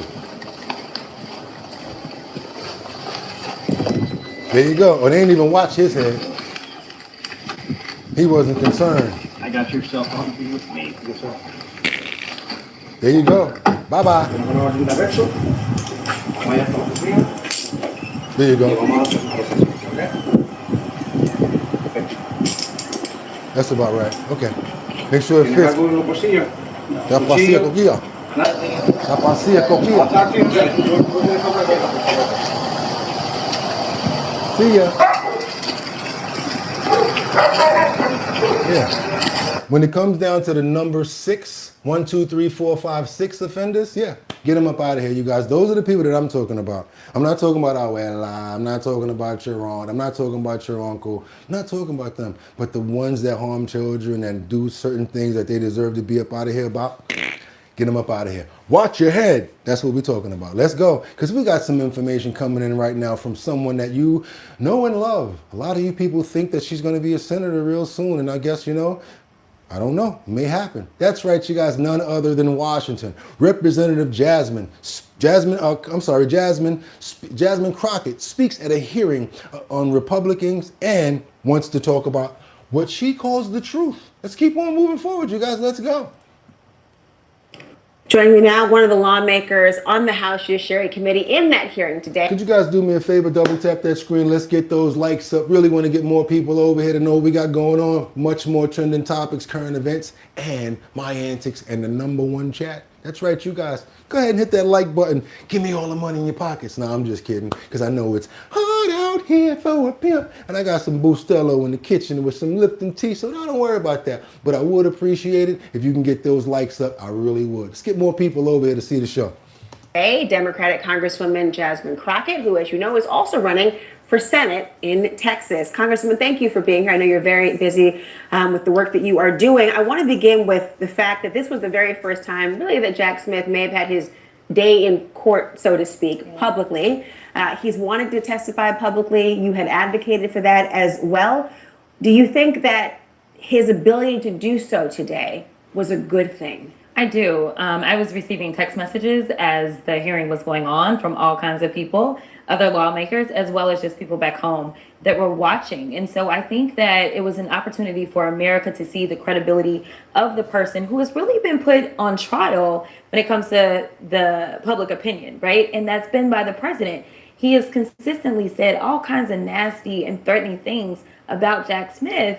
But Jack Smith, as a prosecutor, and you know how this goes, as a prosecutor, he's not a political figure. So this is somebody who was kind of in the shadows. And basically, Jack's like, I am going to stand by my work. The only reason these charges got dropped is because you became president. And we know that that's why he ran, was so that he could avoid prosecution. You know, you made the point earlier today as well that he had been criticized more for whether he had the authority to prosecute more than the actual substance of the allegations that grand juries indicted him on. Right. Why do you think Republicans focus more on really process more than the result? Because it didn't work out very well for them, right? They didn't want to talk about the actual subject matter, which the subject matter was the fact that the president needed to be prosecuted. And as I stated today, I am almost positive that if Jack Smith would have had his day in court and prosecuted the president, well, the president would be under the jail right now. But unfortunately, he never got to see that day for a number of reasons. All right, you guys. All right. You see, we play both sides of the coin here. We see everybody gets their visions out. We let, no matter what party you're part of, we let your visions get out over here. And yes, we're going to bring up some of the comments here. What we got here? She's a woman, Obama, slick sister, bro. Happy Monday. Recovering from a horrible flu. Thank you, guys. I hope you're feeling better. Bumpy Johnson. Absolutely. Someone else said that she was very pretty as well. I guess you guys are looking at her, not paying attention to the politics part of it this early in the morning, huh? A couple of you guys had a little bit of cute comments going on over there about Miss. Were you guys talking about Jasmine or the other one? I don't know. Something about the commentator was very pretty and smart too. Let's keep on moving forward, you guys. What else we got over here? Let's go on to California, because this is what Gavin, I'm not going to say because people tell me not to. Gavin, that's right, you guys. He's angry about this because Nick Shirley is pulling the layers back off of the onion in California. Let's keep on moving forward, you guys. Double tap that screen to get those likes up. Let's go. Let's get it. While Newsom is palling around at Davos with his BFF, it looks like he has a new problem on his hands. Independent journalist Nick Shirley was on the Hill today testifying about the fraud and abuse he's helped uncover in Minnesota and says Newsom, better watch out. Have you seen any signs there that sort of are similar to what aroused your suspicions in Minnesota? The Yeah, and news. fraud in California might be worse than the fraud in Minnesota. What makes you say that? Well, $24 billion went missing for homelessness. They've been trying to build this train for years, yet there's hardly anything to prove for that.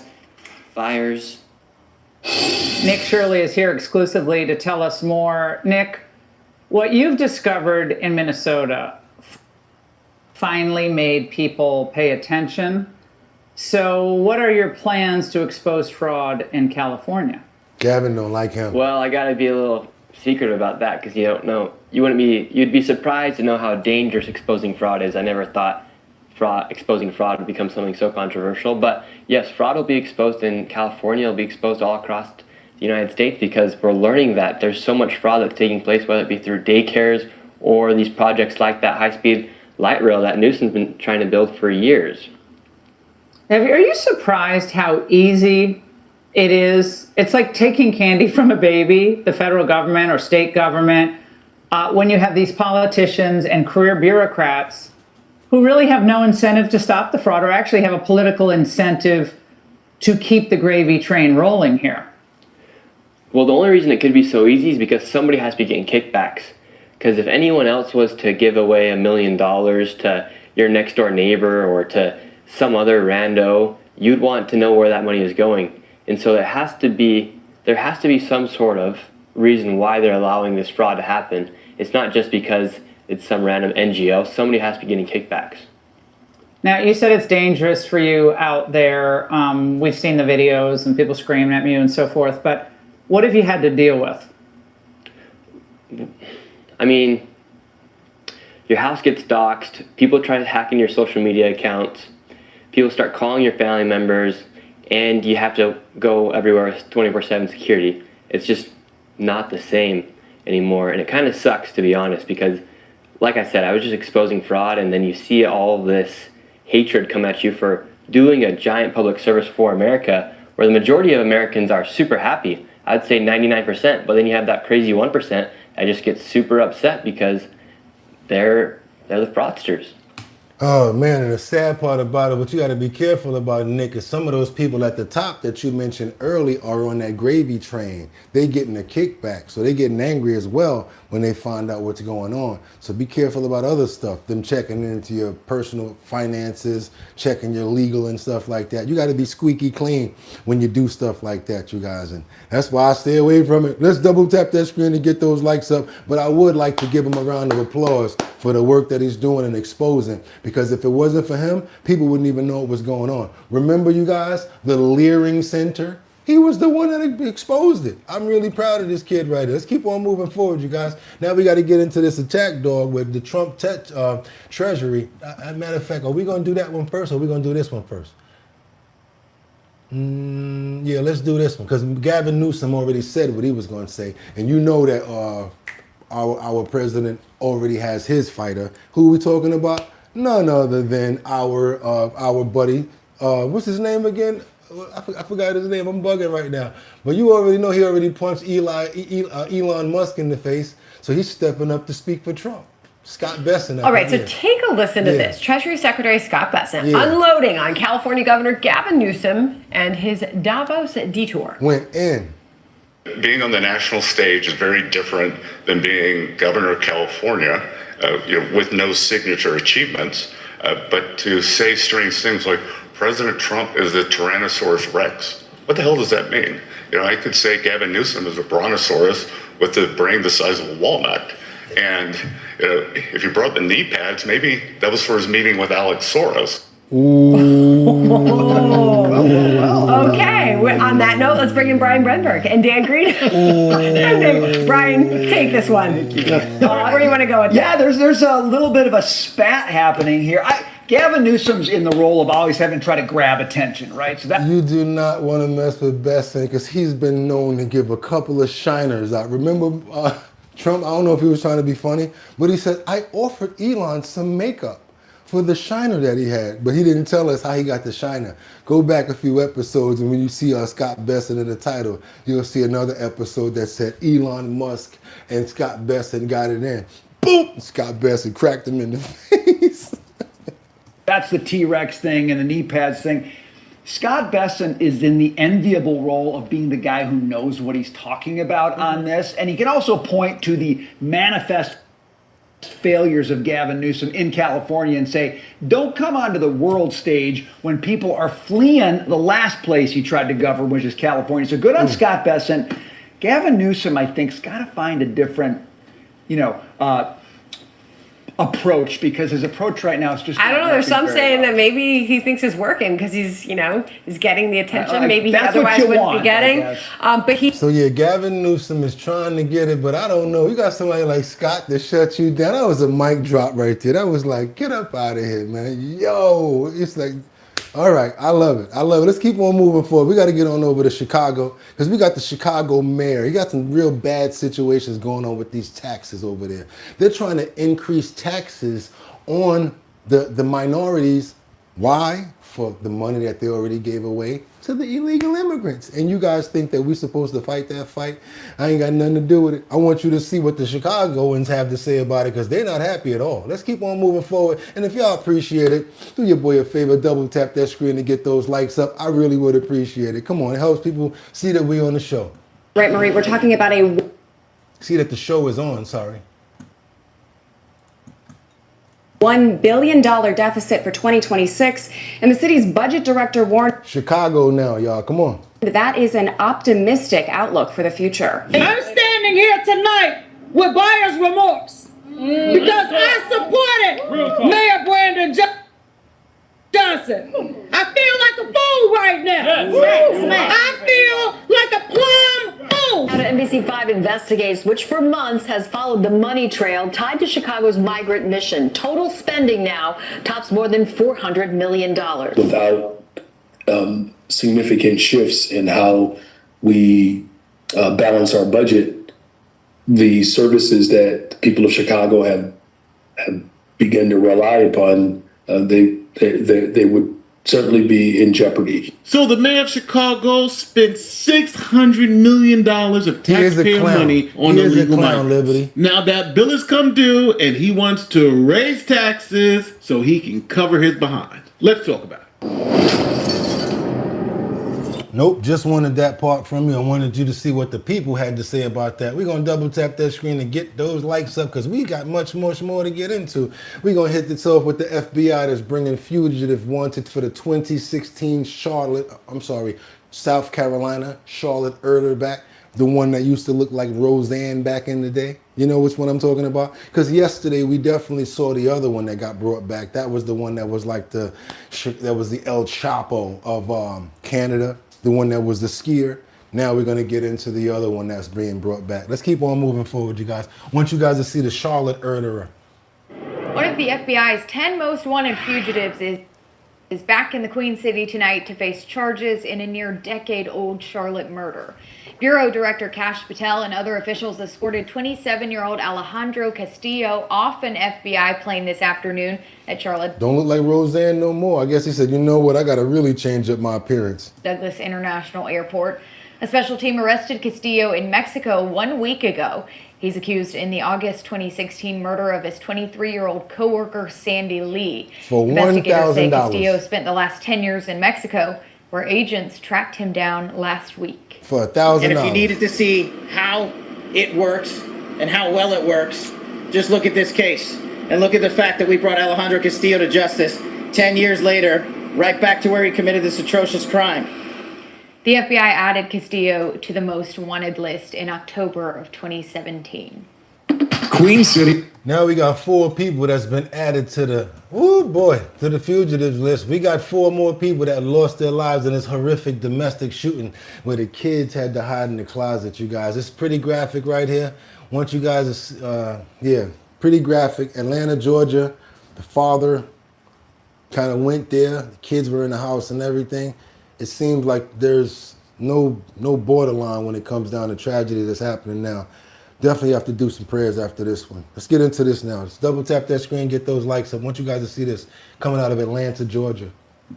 But in the meantime, I want to keep you updated on some local headlines we're following here in our newsroom here at Fox 5. Just a horrible situation unfolded earlier this morning in Gwinnett County. We learned that 4 people have died, and our Angelique Proctor joins us live to explain how this happened. Angelique, I understand that this shooting this morning happened in the vicinity of children, and one of them ended up calling for help. Is that true?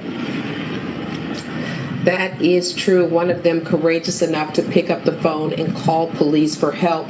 We now know that child was just 12 years old. This is really just an unspeakable tragedy. Just this neighborhood really still in shock. Lots of people have been driving by to take a look at the scene of what happened here. But police have just given us some new information within the last hour. They now have released the name of the suspect in this case, as well as the victims. He is 51-year-old Vijay Kumar, and what we have learned is that he was actually from Atlanta, that Kumar drove here to Gwinnett County, according to what police are telling us, with his wife. Her name was Mimu Dogra.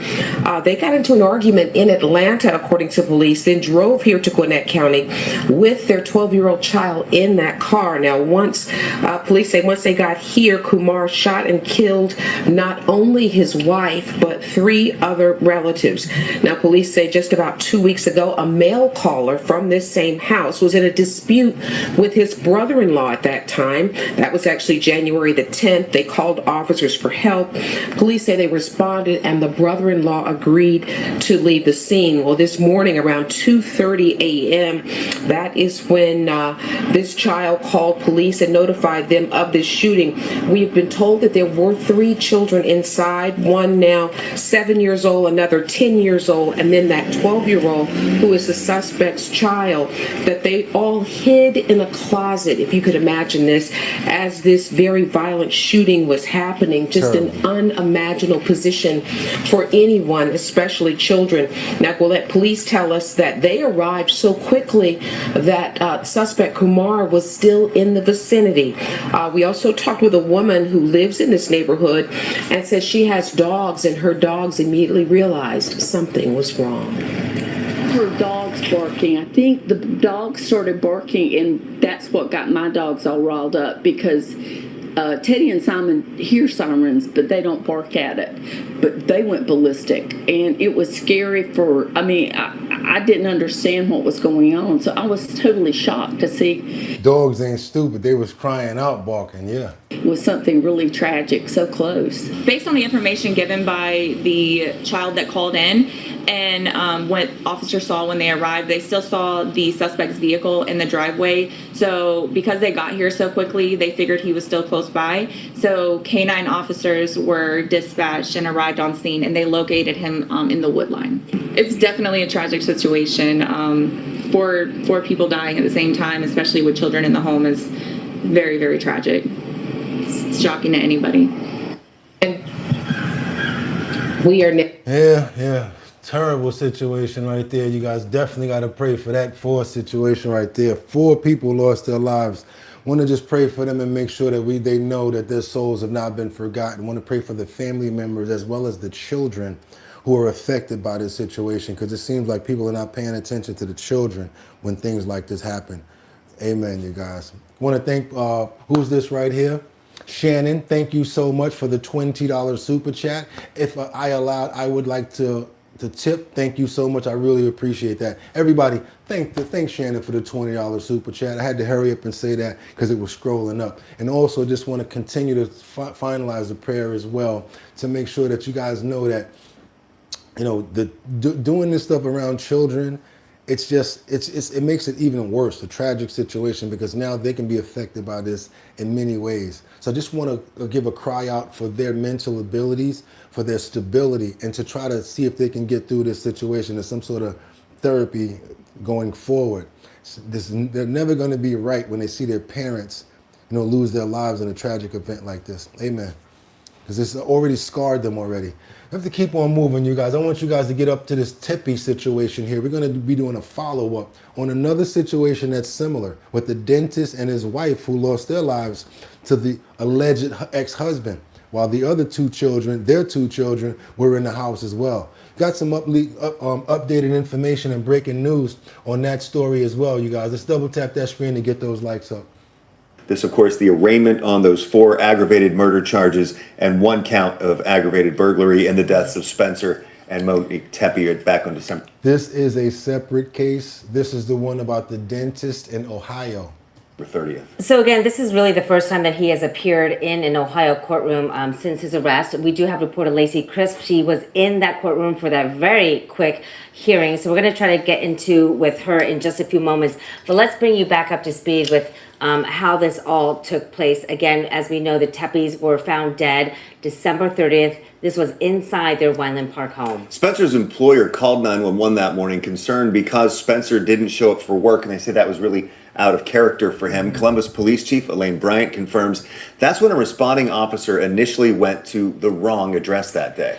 And then about 45 minutes after that phone call, another 911 call was placed, and that is when officers say that they found the couple dead inside their home. Their 2 young children were also inside that home. They were not harmed, though, in this. Now, according to Columbus Police, there were no signs of forced entry or weapons found at the scene. And those kids now, they're a 1-year-old boy and a 4-year-old girl.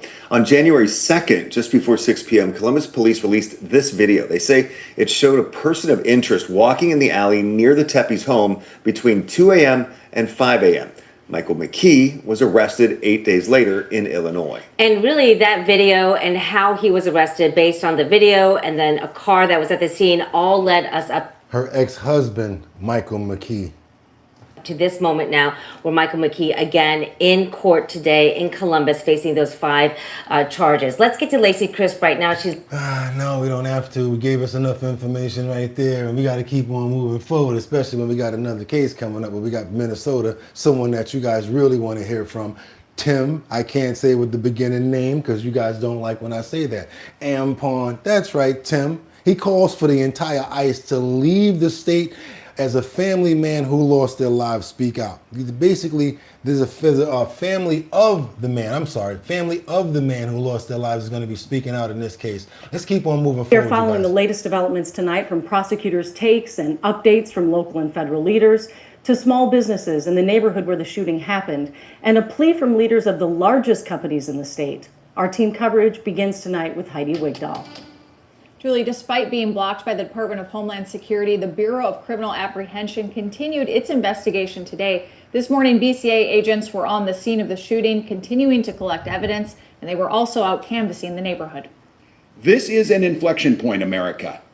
If we cannot all agree that the smearing of an American citizen and besmirching everything they stood for and asking us not to believe what we saw, I don't know what else to tell you. Governor Walz says he spoke to Alex Preddy's parents, who want the story of how their son lived, shared. Someone who went to work to care for veterans, someone. Perfect example of me right now. To let you guys understand what I'm trying to tell you, I'm not a Republican or a Democrat, and I don't follow party or whatever. And if somebody says something I agree with, I'm going to get behind it. I agree with Tampon Tim, as you guys call him, right now for this situation. Believe it or not. Jasmine Crockett on some stuff, Trump on a lot, transgenders in school and all of that stuff, just to give you guys an idea where I come from here, all right? Just to give you an idea. Someone who was a valued coworker, someone who relished and lived in this state in a big way. And someone who believed in the First Amendment. Saturday night, a federal judge granted a temporary restraining order that prevents federal officials from altering or destroying evidence related to the fatal shooting of Preddy. The fact that anyone would ever think that an agent of the federal government might... I'm sorry, I can't listen to you when I've already heard you on file and on tape talking about stealing monetary from the country. So I'm gonna take one thing, but I'm not gonna rock with homeboy on the other one because we already heard the audio. And if you want to come at me on that, that'll be fine. And I'm not gonna say alleged. Let's get into it, homeboy. Let's get it, because I already know and I've already got the information on you when you were trying to take that money from them Somalis. I can't listen to you at all. As far as the proceeding, when it came down to the man who lost his life, let me just tell you my position on that. Should not have been out there in the first place. should not have been interfering with anything going on with ICE agents. Should not have been out there in the first place. First, let me put that out there. But what happened to him should not have happened. And I don't think that it's being described correctly. Let's keep on moving forward, you guys, because now we got to go over to the OC, Orange County. We got a 21-year-old suspect driver identified as an Edley police chase. This vehicle hit another car, and then the driver lost their lives. That's why when you get in those high-speed chases, other people can be at harm as well. Let's double tap that screen to get those likes up, you guys. Double tap that screen. Let's go over to Orange County real quick. 21-year-old suspect is in custody tonight, accused of causing a deadly pursuit crash that claimed the life of an innocent victim. Police tried to pull over the reckless driver in Anaheim, but he sped off, triggering the chase. Just minutes later, his Jeep crashed into another vehicle whose driver was killed instantly. KTLA's Mary Beth McDade joins us live in Placentia, where the crash took place. With new details tonight, MB. Yeah, Rick and Shara, the high-speed pursuit came to a tragic ending here at this intersection, and the driver who's accused of causing this deadly crash is now facing vehicular manslaughter and felony evading charges. 21-year-old Darwin Martinez of Anaheim is accused of plowing his Jeep into an innocent man's car and killing that driver while Martinez was fleeing from police. The deadly crash occurred in Placentia around 8 Wednesday night. Last night, I just heard this extremely loud boom. It was the loudest thing I had ever heard. I knew it was just a very, very bad accident. Police say Martinez also hit a white minivan, which injured an 83-year-old woman. There was a white van across the street with an elderly lady in it. And then later on, I found out and saw the other car, the sedan that was that I guess the gentleman had passed, and it's just horrible. Stupid. Stupid. Made no sense. Here. No sense. Anaheim police tell us that the deadly chain of events began in Anaheim around 7:40 p.m. when they pulled over the Jeep Gladiator for erratic driving in the area of Miraloma Way and Lawrence Avenue. You think you getting away from them in a Jeep? They say the driver initially stopped at Walgreen and La Jolla. As officers began an approach to the vehicle, the driver quickly accelerated speed, and the officers got back in the vehicle and initiated a pursuit. The Jeep allegedly led police from Anaheim at a high rate of speed into Placentia, where it collided with two cars at the intersection of Bradford and Madison Avenues. Sadly, someone was pronounced deceased at the scene. As a result of that initial collision, another vehicle in the nearby area occupied by a solo occupant driver was also struck. That person was transported to a local hospital with a complaint of pain with minor injuries. We're told the victim who died is a 59-year-old man from Placentia. We'd like to send our deepest condolences to everyone that's involved in this incident, from the officers to the families to even any witnesses. Definitely want to pray on that one. Definitely to the family, the officers, any witnesses, or any victims that saw that tragic event right there. All for speeding and being stupid. That's all we heard. We had the one yesterday. Same thing the other kid did. Try to go run up in somebody else's car to pull them out. Straight up grand theft auto in real life action. We saw it play out in broad daylight. Definitely praying for the family and everybody who's been affected in this tragic event, as well as the man who lost his life. Anybody involved. Amen, you guys. Let's keep on moving forward, because this lady here is the capital foolish. Every single word. F capital, O capital, L capital, ISH capital, foolish. What did she try to do? She called herself squatting in a $2.3 million house in Maryland. You can do that stuff in New York and get away with it, but I don't know about Maryland, because they got some different type of squatters laws out there. Check this out. That this would take this long. Spotlight on Maryland reported in December about two alleged squatters who took over a $2.3 million house in Bethesda. Just make this very clear. Tamika Good. And she's pulling up, going live. She got the whip, pulling into their garage, everything. She's going, basically trying to be an influencer in a stolen apartment, in a stolen mansion. I'm sorry, $2.3 million one. The squatter and self-described pro se litigation coach. You can't be doing regular people. featured the estate in a TikTok video. She said, you can't be doing regular people with a back like this. I don't know what, she got them heels don't even look like they fit. They look like they came straight from Temu. And you know that bag fake, because we already know where to get those at on Canal Street. I can get you one of those for about what? Let me see. I think I can get you that for about $60. Be walking around looking just like that. Those heels, we already know they're some knock-alongs. Those are not real at all. That whole setup right there, that Temu jacket and that pencil dress, that's about $15. And her hair, oh Lord, that's probably the most expensive thing over there, because she had to go get that. She wanted the natural. Excuse me, sir, can I get the real one? Yeah, the Hawaiian silky? Yeah, give me that one. Okay. Let's keep on moving forward, y'all. Video posted on her account just 6 days ago. Good was charged last year with multiple counts of burglary, trespassing, and other crimes associated with her squatter takeover of a multi-million-dollar Bethesda home. Squatter takeover we got going on here, you guys. And she pulling up with the whip. Yo, check me out. Fronting hard. Hope my likes go up and I get rich before they come get me.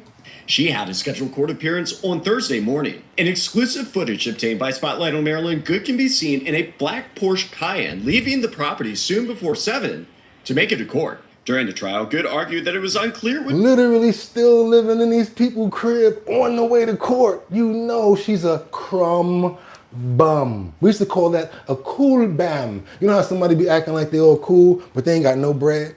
We used to call that back in the day a cool bam. Not even bum. You know, you're looking very cool bamish right now. Which bank owned the foreclosed house because there was no clear trespassing sign. The assistant state's attorney... Oh, wait a minute. This was her reason for not paying. She said it right here. My bad. Let's get it. My bad.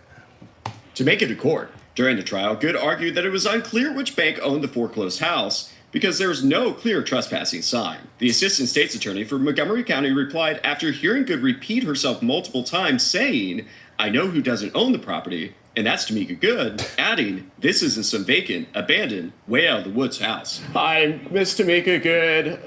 Do you believe that squat? Come on, Tamika. Put your live on right now. Run it up. Get your fan base over here. This is when you're supposed to go live right now. The reporters want to talk to you. What's up? Squatting is a crime. Why are you? Man, you let that would have been me. Yo, what's up? It's your boy BOOGOTTINYC, our bottom line. Yo, what's up, Luigi? Yo, Casey, what's poppin', homeboy? How y'all doing? Yo, what's up, Liberty and Justice? How y'all? What? I'd have been shouting y'all out. Why she ain't trying to get no light right here? In a $2.5 million property, Miss Good. After 3.5 hours of arguing her case before a judge as her own representative, we attempted to make contact during the trial's lunch break.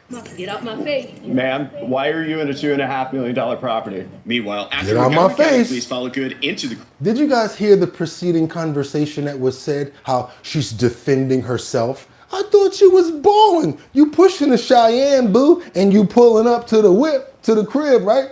The five car garage joint. What's popping with you? Garage to survey her actions. She went back to the courthouse to argue her case for another hour and a half. Judge John C. Moffitt gave remarks before he made the ruling, telling Good she had some demented thoughts to justify squatting.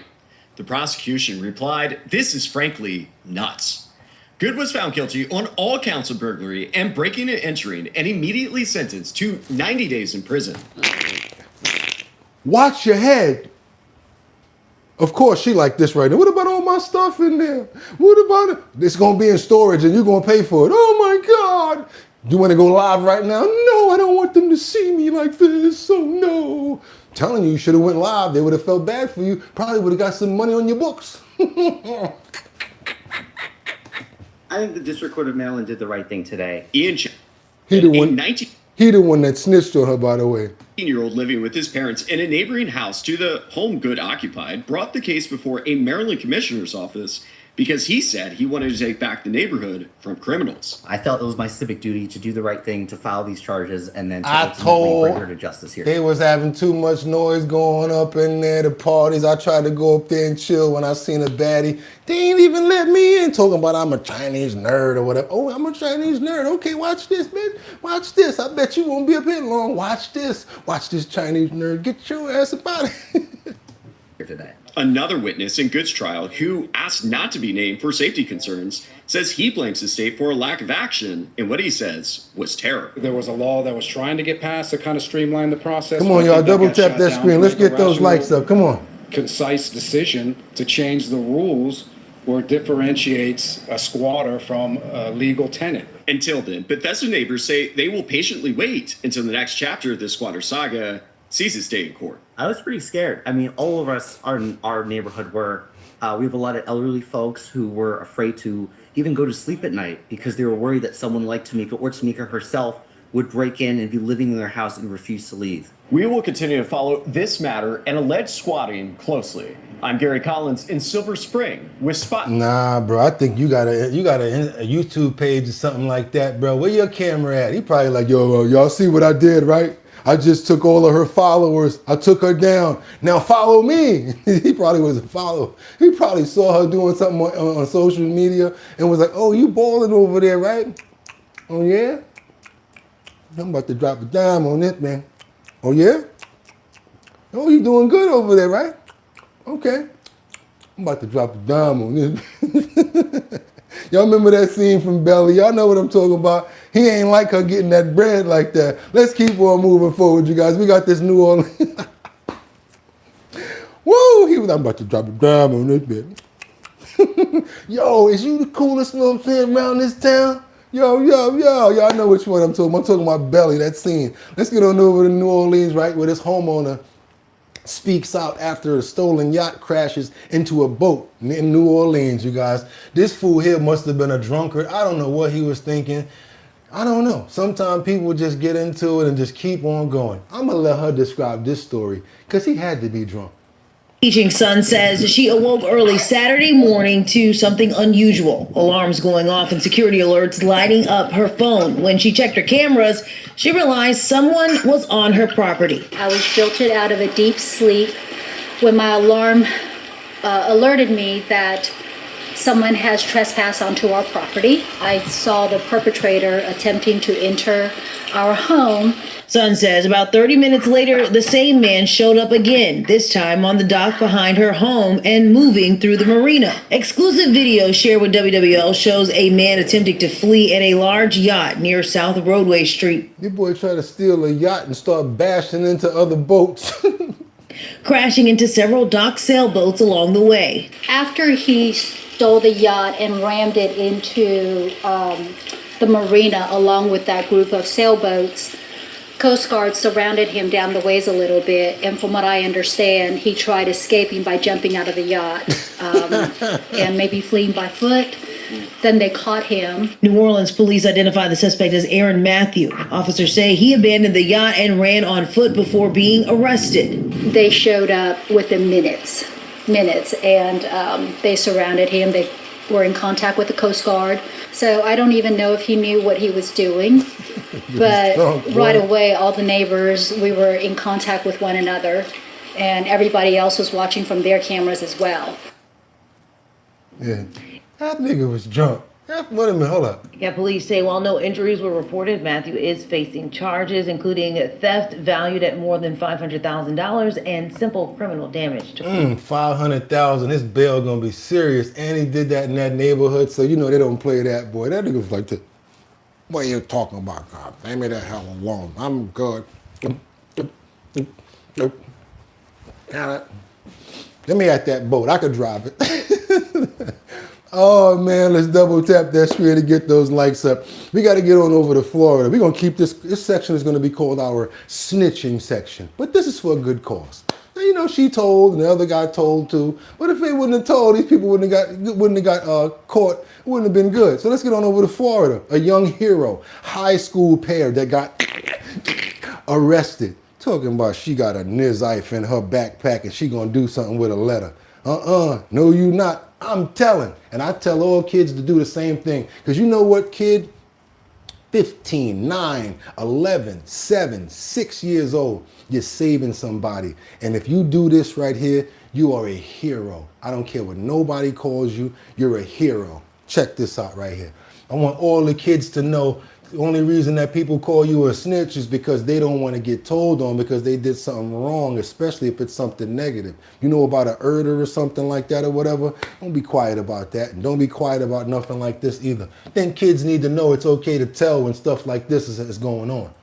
High school girl arrested after police find a note and a knife in her backpack. And that is the breaking story we are starting with tonight. Police arrested that girl and her friend at Lake Brantley High School. The pair is accused of plotting to kill a classmate. Good evening and welcome. I'm Luann Sorrell. And I'm John Brown. The murder plot was foiled thanks to a tip. Fox 35's Stephanie Buffamonte is live at Lake Brantley in Altamont Springs today. So Steph, you actually spoke with some students. What did they say? Yeah, they said it was a pretty terrifying situation, and the school district is now... Can we get those 25 likes? I mean, I like to get 50 if you appreciate it, but I don't want to be greedy. Can we get those 25 likes that just was called out there? Let's go ahead and get those likes up because I know it's enough people in here. If you appreciate the content, really would appreciate that. praising the student who came forward with a tip that led police to that girl's backpack. They said that that student was very courageous for coming forward with that tip, and they are thanking them for that. Now, we heard from the Altamont Springs Police Department who said there were 2 students involved with this threat today. Officers found a knife and a note in a girl's backpack here at Lake Brantley High School. They say this was a potentially very dangerous and serious situation, and it was thanks to a tip that allowed them to stop this threat. Now, the school district says another student overheard a conversation about their classmate wanting to do harm at the school. Then that student used the school's anonymous tip system to report what they overheard. Now, we got a statement from the Seminole County School District today. I like what somebody in the comments said. It's not snitching if you're saving somebody's life. Call it what you want. Saying in part, quote, "We are deeply grateful to the individual whose courageous tip allowed law enforcement to take swift action. The situation was resolved safely thanks to the seamless collaboration between our school and law enforcement partners." Now, we also spoke with some students who say it was a pretty terrifying situation. I feel pretty safe within my community because I feel like whoever gets impacted is all of us getting impacted because there's 3,000 students at the school. But whenever there is a threat at the school, it's like, wow, there's so many people that can get hurt and involved with that. It just gets pretty scary, especially with all the parents getting all scared and everything. Now, both students were arrested and are facing charges of premeditated attempted murder. That's another thing too. Nowadays in school, I need the students to know something. Even when you do graffiti on the table now, they're looking at like you have a gang affiliation, especially if you're a male and then you're in the New York City school system. I once knew somebody who had a son. Her son got arrested for putting graffiti on a table in the school. They're looking at like that, like G-A-N-G affiliation, like you're a UD or a Crip or a Blood or a Crip or something like that. School is different now, you guys, and you have to take everything serious the same way that what's really going on out there. You see many things happen. Many schools have pows and stuff going on that I can't mention here, but you know what I'm talking about. And you have to let your kids know that it's okay to save a life by doing that. And hell with what the other kids say. They ignorant. They don't know no better. Put them on to that. And also a good thing to do, try to have a good relationship with your child to let them feel like they can come tell you anything. Sometimes that might mean you might let them get away with some stuff or maybe curse here and there or whatever like that. But if they feel like, man, listen, I'm going to tell my daddy, hell with all this. That's what we want. I'm going to tell my mother. I'd rather her get mad at me and help me before something happens than I get further into it. That's the message that I want to go out today, you guys. Keep on moving forward. Double tap that screen and get those likes up because now, just like the deputies in Los Angeles are saying, they're no longer going to stop and herd you and move you to the side when you run up with your camera like, yo, when there's a pow-powing going on or active real snobbery that they're getting involved in. They're no longer going to say, hey, move to the side. Something happened to you. It's on you from now on. And they said it really bluntly, and they got it up out of there. They ain't even take long on this one. I'm going to tell you the truth.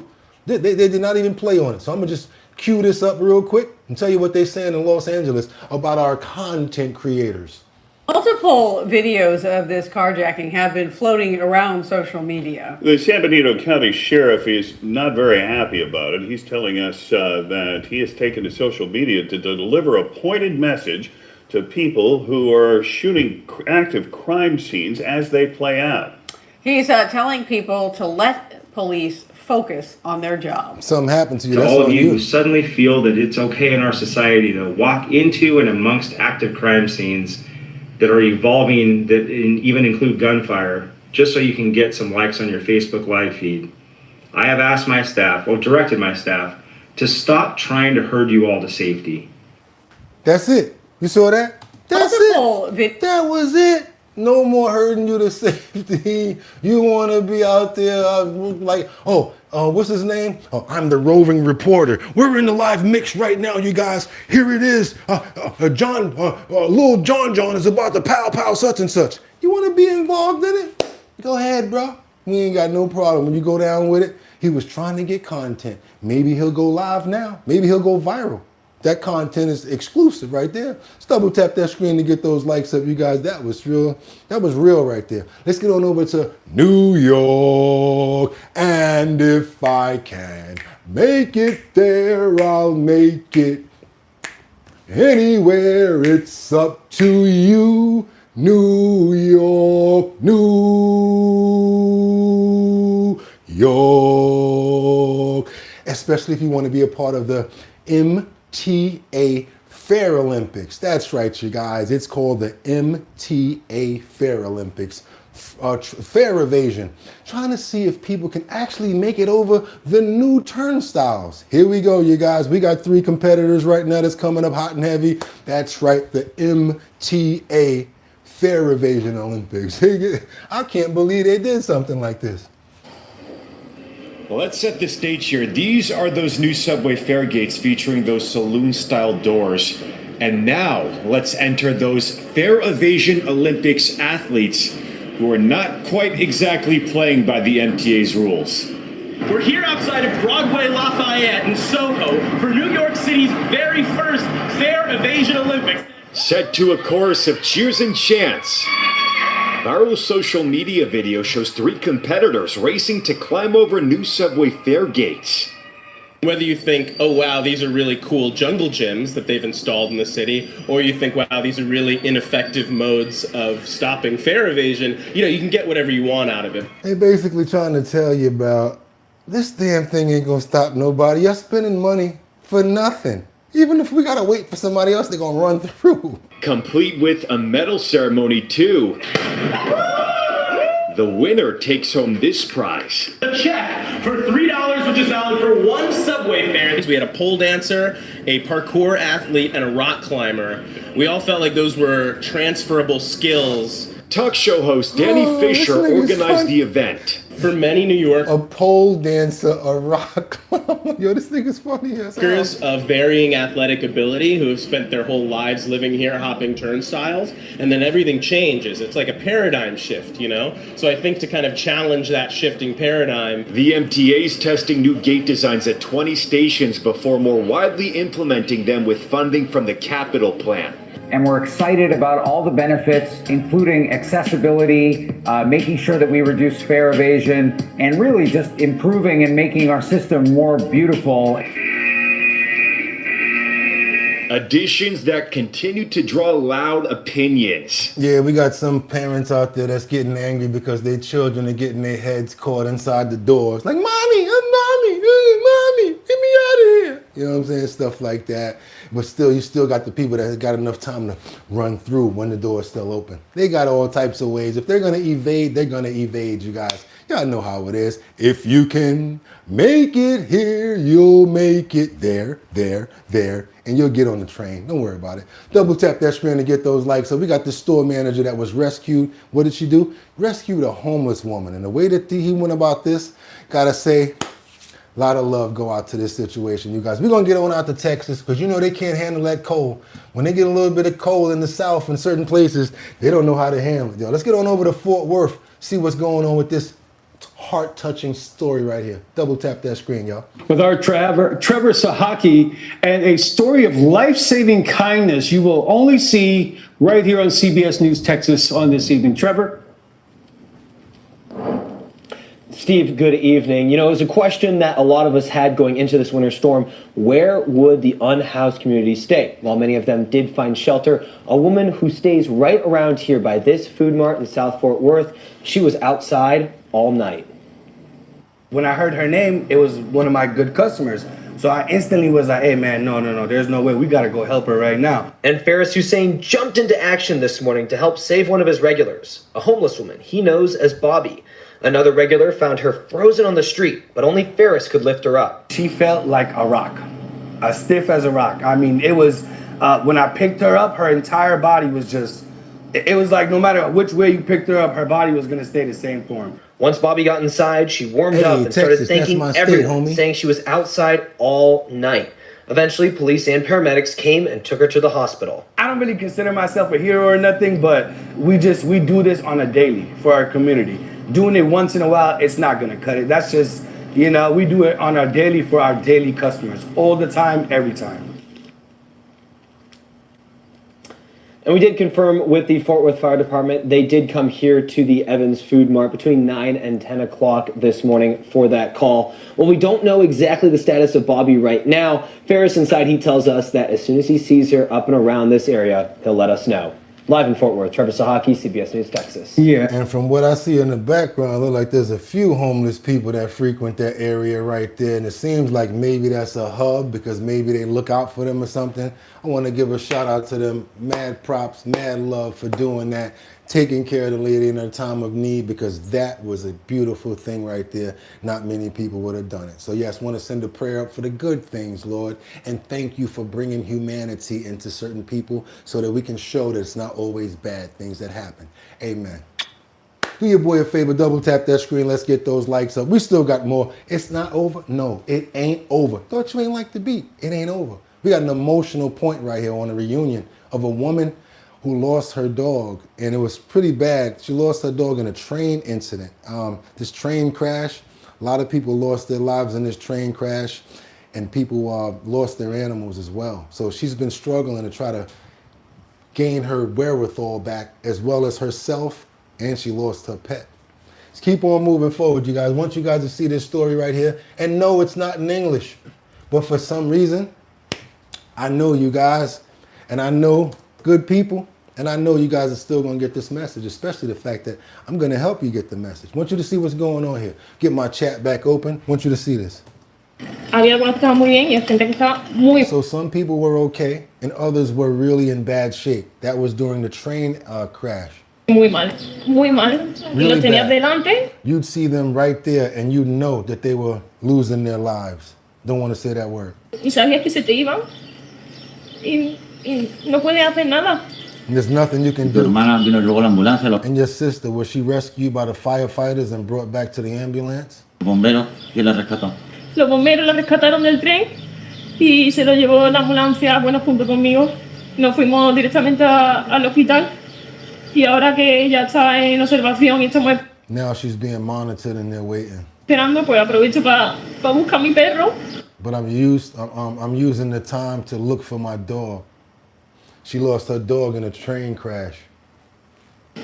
Por favor, si podía Please, if you could help us look for the animals.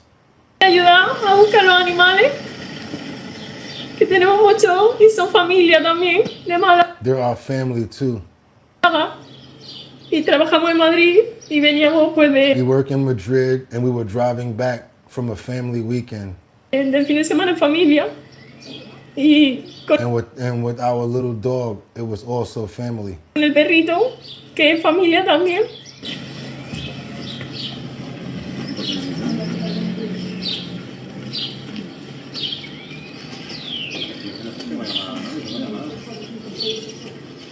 Ay, de verdad, muchísimas gracias, a toda They found him. España, a todo el mundo, muchísimas gracias por involucraros tanto. De verdad, me habéis dado esperanza. You've truly given me hope, and we did it. Me habéis dado esperanza. To give me hope that we made it happen. Thank you so much. Lo hemos conseguido, muchísimas gracias. Ahora lo tenemos y lo tenemos para toda la vida. Now it's ours, and it's ours for life. Thank you so much. She lost a lot, but she's just happy to have a dog. Muchísimas gracias. Os prometo que la voy a cuidar un montón, ¿vale? Y gracias a todos. She said, I promise you I took very good care of it. Venga, vamos a la casita ya, gordo. Muchas gracias a todos. Gracias, chicas. ¡Era hoy! ¡Era hoy! Sí, sí.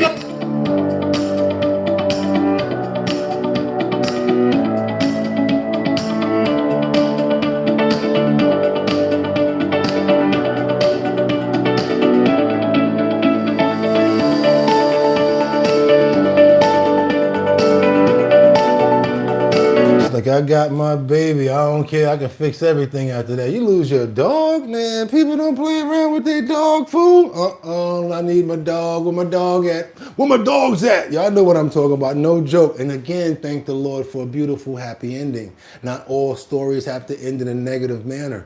We want to thank you for watching over him, bringing him back home to where he's supposed to be at. Amen. And guess what? Dog just there like, okay, cool. Mommy, how you doing?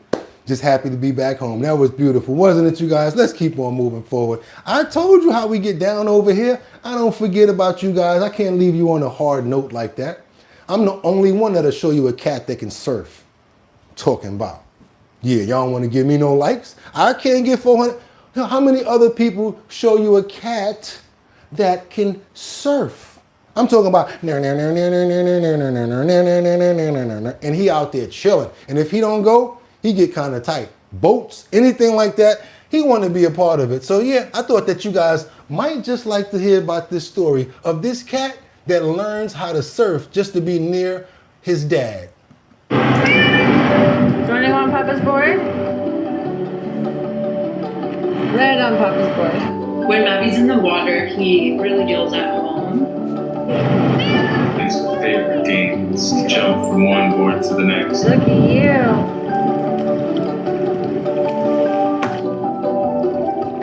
I think he could have done it a few more times if it was time to go. Good boy, Mavi. Can 2 fit on? Aw, 2 can fit.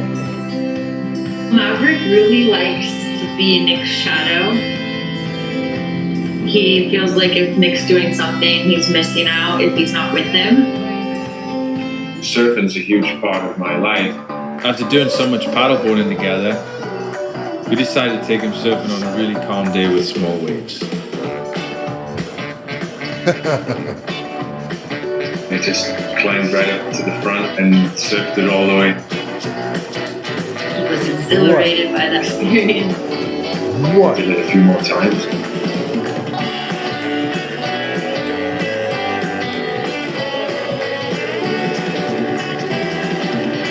I'll never forget that experience.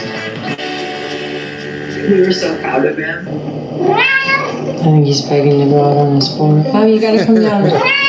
It just became a thing now. You have to get off. You have to get off the board. Come on. Come on, come on. Come on. All right, we'll go another day. He's a thrill seeker. Are you guys ready to rock?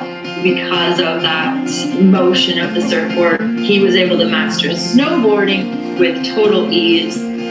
We give so much enrichment. I feel like it's some kind of way of Nick gives so much enrichment to ours. He comes everywhere with us. Look at the Dolomites. It's wonderful to share experiences with Mavi.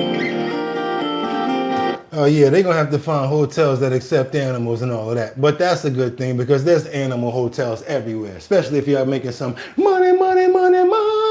Y'all trying to make some money, all you gotta do is hit that link in the description so you can make up to $540. That's right, there's 2 different surveys in there. You'll make some money and I'll make some money also. Guess what also? You guys got a business you're trying to promote to get out there. We wanna help you because we almost got 70,000 subscribers. And what we do here is we share the platform to family, to co-hosts and friends. If you wanna promote something, you got a business, you're a traveling salesman, you might be a lawyer, a lawn doctor, I don't know what you do, but if you got a promo, send it over to us Only catch is it has to be in 1080 by 1080 because it has to fit in the YouTube post notification area. And also you got to be subscribed or a member. We try to help each other out over here because that's how we get down. How do we also do it? With the Show Your Talent search. That's right. It's coming up soon as this snow break down and we get inside of a location, because right about now it's cold outside right now. So we're going to be doing the Show Your Talent search. That's going to be in Manhattan, Bronx, Brooklyn, Queens, and Staten Island. And it's sponsored by none other than Big Drip Hard Punch. Want to be a part of the talent show? All you got to do is go to the website, www.drinkbigdrip.com, www.drinkbigdrip.com. Put your email address inside the post notification area and we'll keep you up to date with where we're going to be at. Myself, I'm the host. There I go right there. Sponsored by Big Drip Hard Punch. 5 boroughs, Manhattan, Bronx, Brooklyn, Queens, and Staten Island. Also, we've included you guys. So if you want to go live and possibly make, boom, $250 being a part of the Show Your Talent search, all you got to do is chime in, hit that go live button, show us your talent. And if you win, boom, $250 to you. After we get 5 people together, plus one of you guys, we're going to do a finale. Come in, because whoever wins, that's what they walk away with. It's the Big Drip Hard Punch, Show Your Talent search, sponsored by Big Drip Hard Punch. And if you guys want to be a part of it, again, go on over to the website, www.drinkbigdrip.com. Put your email address in the notification area so that you know where we're going to be. My DJ and myself, thank you. You know who my DJ is. DJ Don Dada, formerly of Black Ink Crew. Now she's with us. Turning it up. Have to be 21 and older because we do a lot of these locations at the liquor stores. Brooklyn, we looking for you. Manhattan, we coming soon. And we going to be everywhere else right after that. It's your boy Bugatti NYC. And of course, it's Monday. Even though it's snowing outside, they still got to do what? Pick up the phone. Pick up the phone. That's right, you guys. It's a business day. They still got to pick it up. So get to that business. Do what you got to do. But before that, I leave you with some prayers for good health, for good spirits, for your family, your animals, and everybody to have a great day. And let's get that in right now. Who are we praying for right now? That's getting up out of here with us. Who we got? Casey. Want to pray also for Terry. Also see liberty and justice. Who's that, Patrick? Okay, also Miss Swanza, thank you so much. And also for the memberships as well. Also, there was somebody else that did 6 months of memberships yesterday. And if you're in here, I saw that happen, you have to get your keychain. Want to make sure that you get your keychain and make sure that everybody get what they're supposed to get over here. Also want to keep those prayers going up for Terry, for Casey, Mega. What's up, Mega Dubs? Audrey. Is that Tony I see? What's up, Tony? How you doing? We got Matt, Liberty and Justice, Audrey, praying for Tiffany, praying for Rebecca, Lon Yen Bueno, that you have a great follow-ups and that you're doing really well in all of your visits, love. We love you, sister. Just wanted to let you know that. Also, can't forget about Sam Champion. Can't forget about Jeffrey Spilker. Also, different people that always come here, Miss Swanza as well, because you're now a regular. Really appreciate you guys. And that's it. That's how we're doing it this morning. Want you guys to have a fantastic day. It's Monday. Don't let nobody hold you down. And guess what? What we going to do right now? All I'm going to ask you guys to do, we ain't do this in a while. Follow after me. On the count of 3, don't put it in the chat. You can see me. Do what I do. If you can see me, do what I do and don't put it in the chat. I don't want any emojis. I want to see you do it, or I want to know that you've done it. On the count of 3, y'all ready? 1, 2, 3, smile. I want to make sure that you guys are feeling good. That's right, smile for no reason at all. Why? Because you can actually make yourself feel better. Why? Well, smile for no reason. If you can be angry for a reason, I'm sure that you can smile for a reason. And you get that nice feeling in your stomach where it goes all through the rest of your body and you just let it go. Anytime you guys are feeling that bad, I want you to just smile for no reason. Let them think you're crazy. With that being said, it's your boy Bugatti NYC. It's Monday, but I will see you guys back here Tuesday. You could have went anywhere. Fact of the matter that you came here to chill with me for our bottom line, I appreciate you. How we do it? Get 'em! Peace. See you guys tomorrow.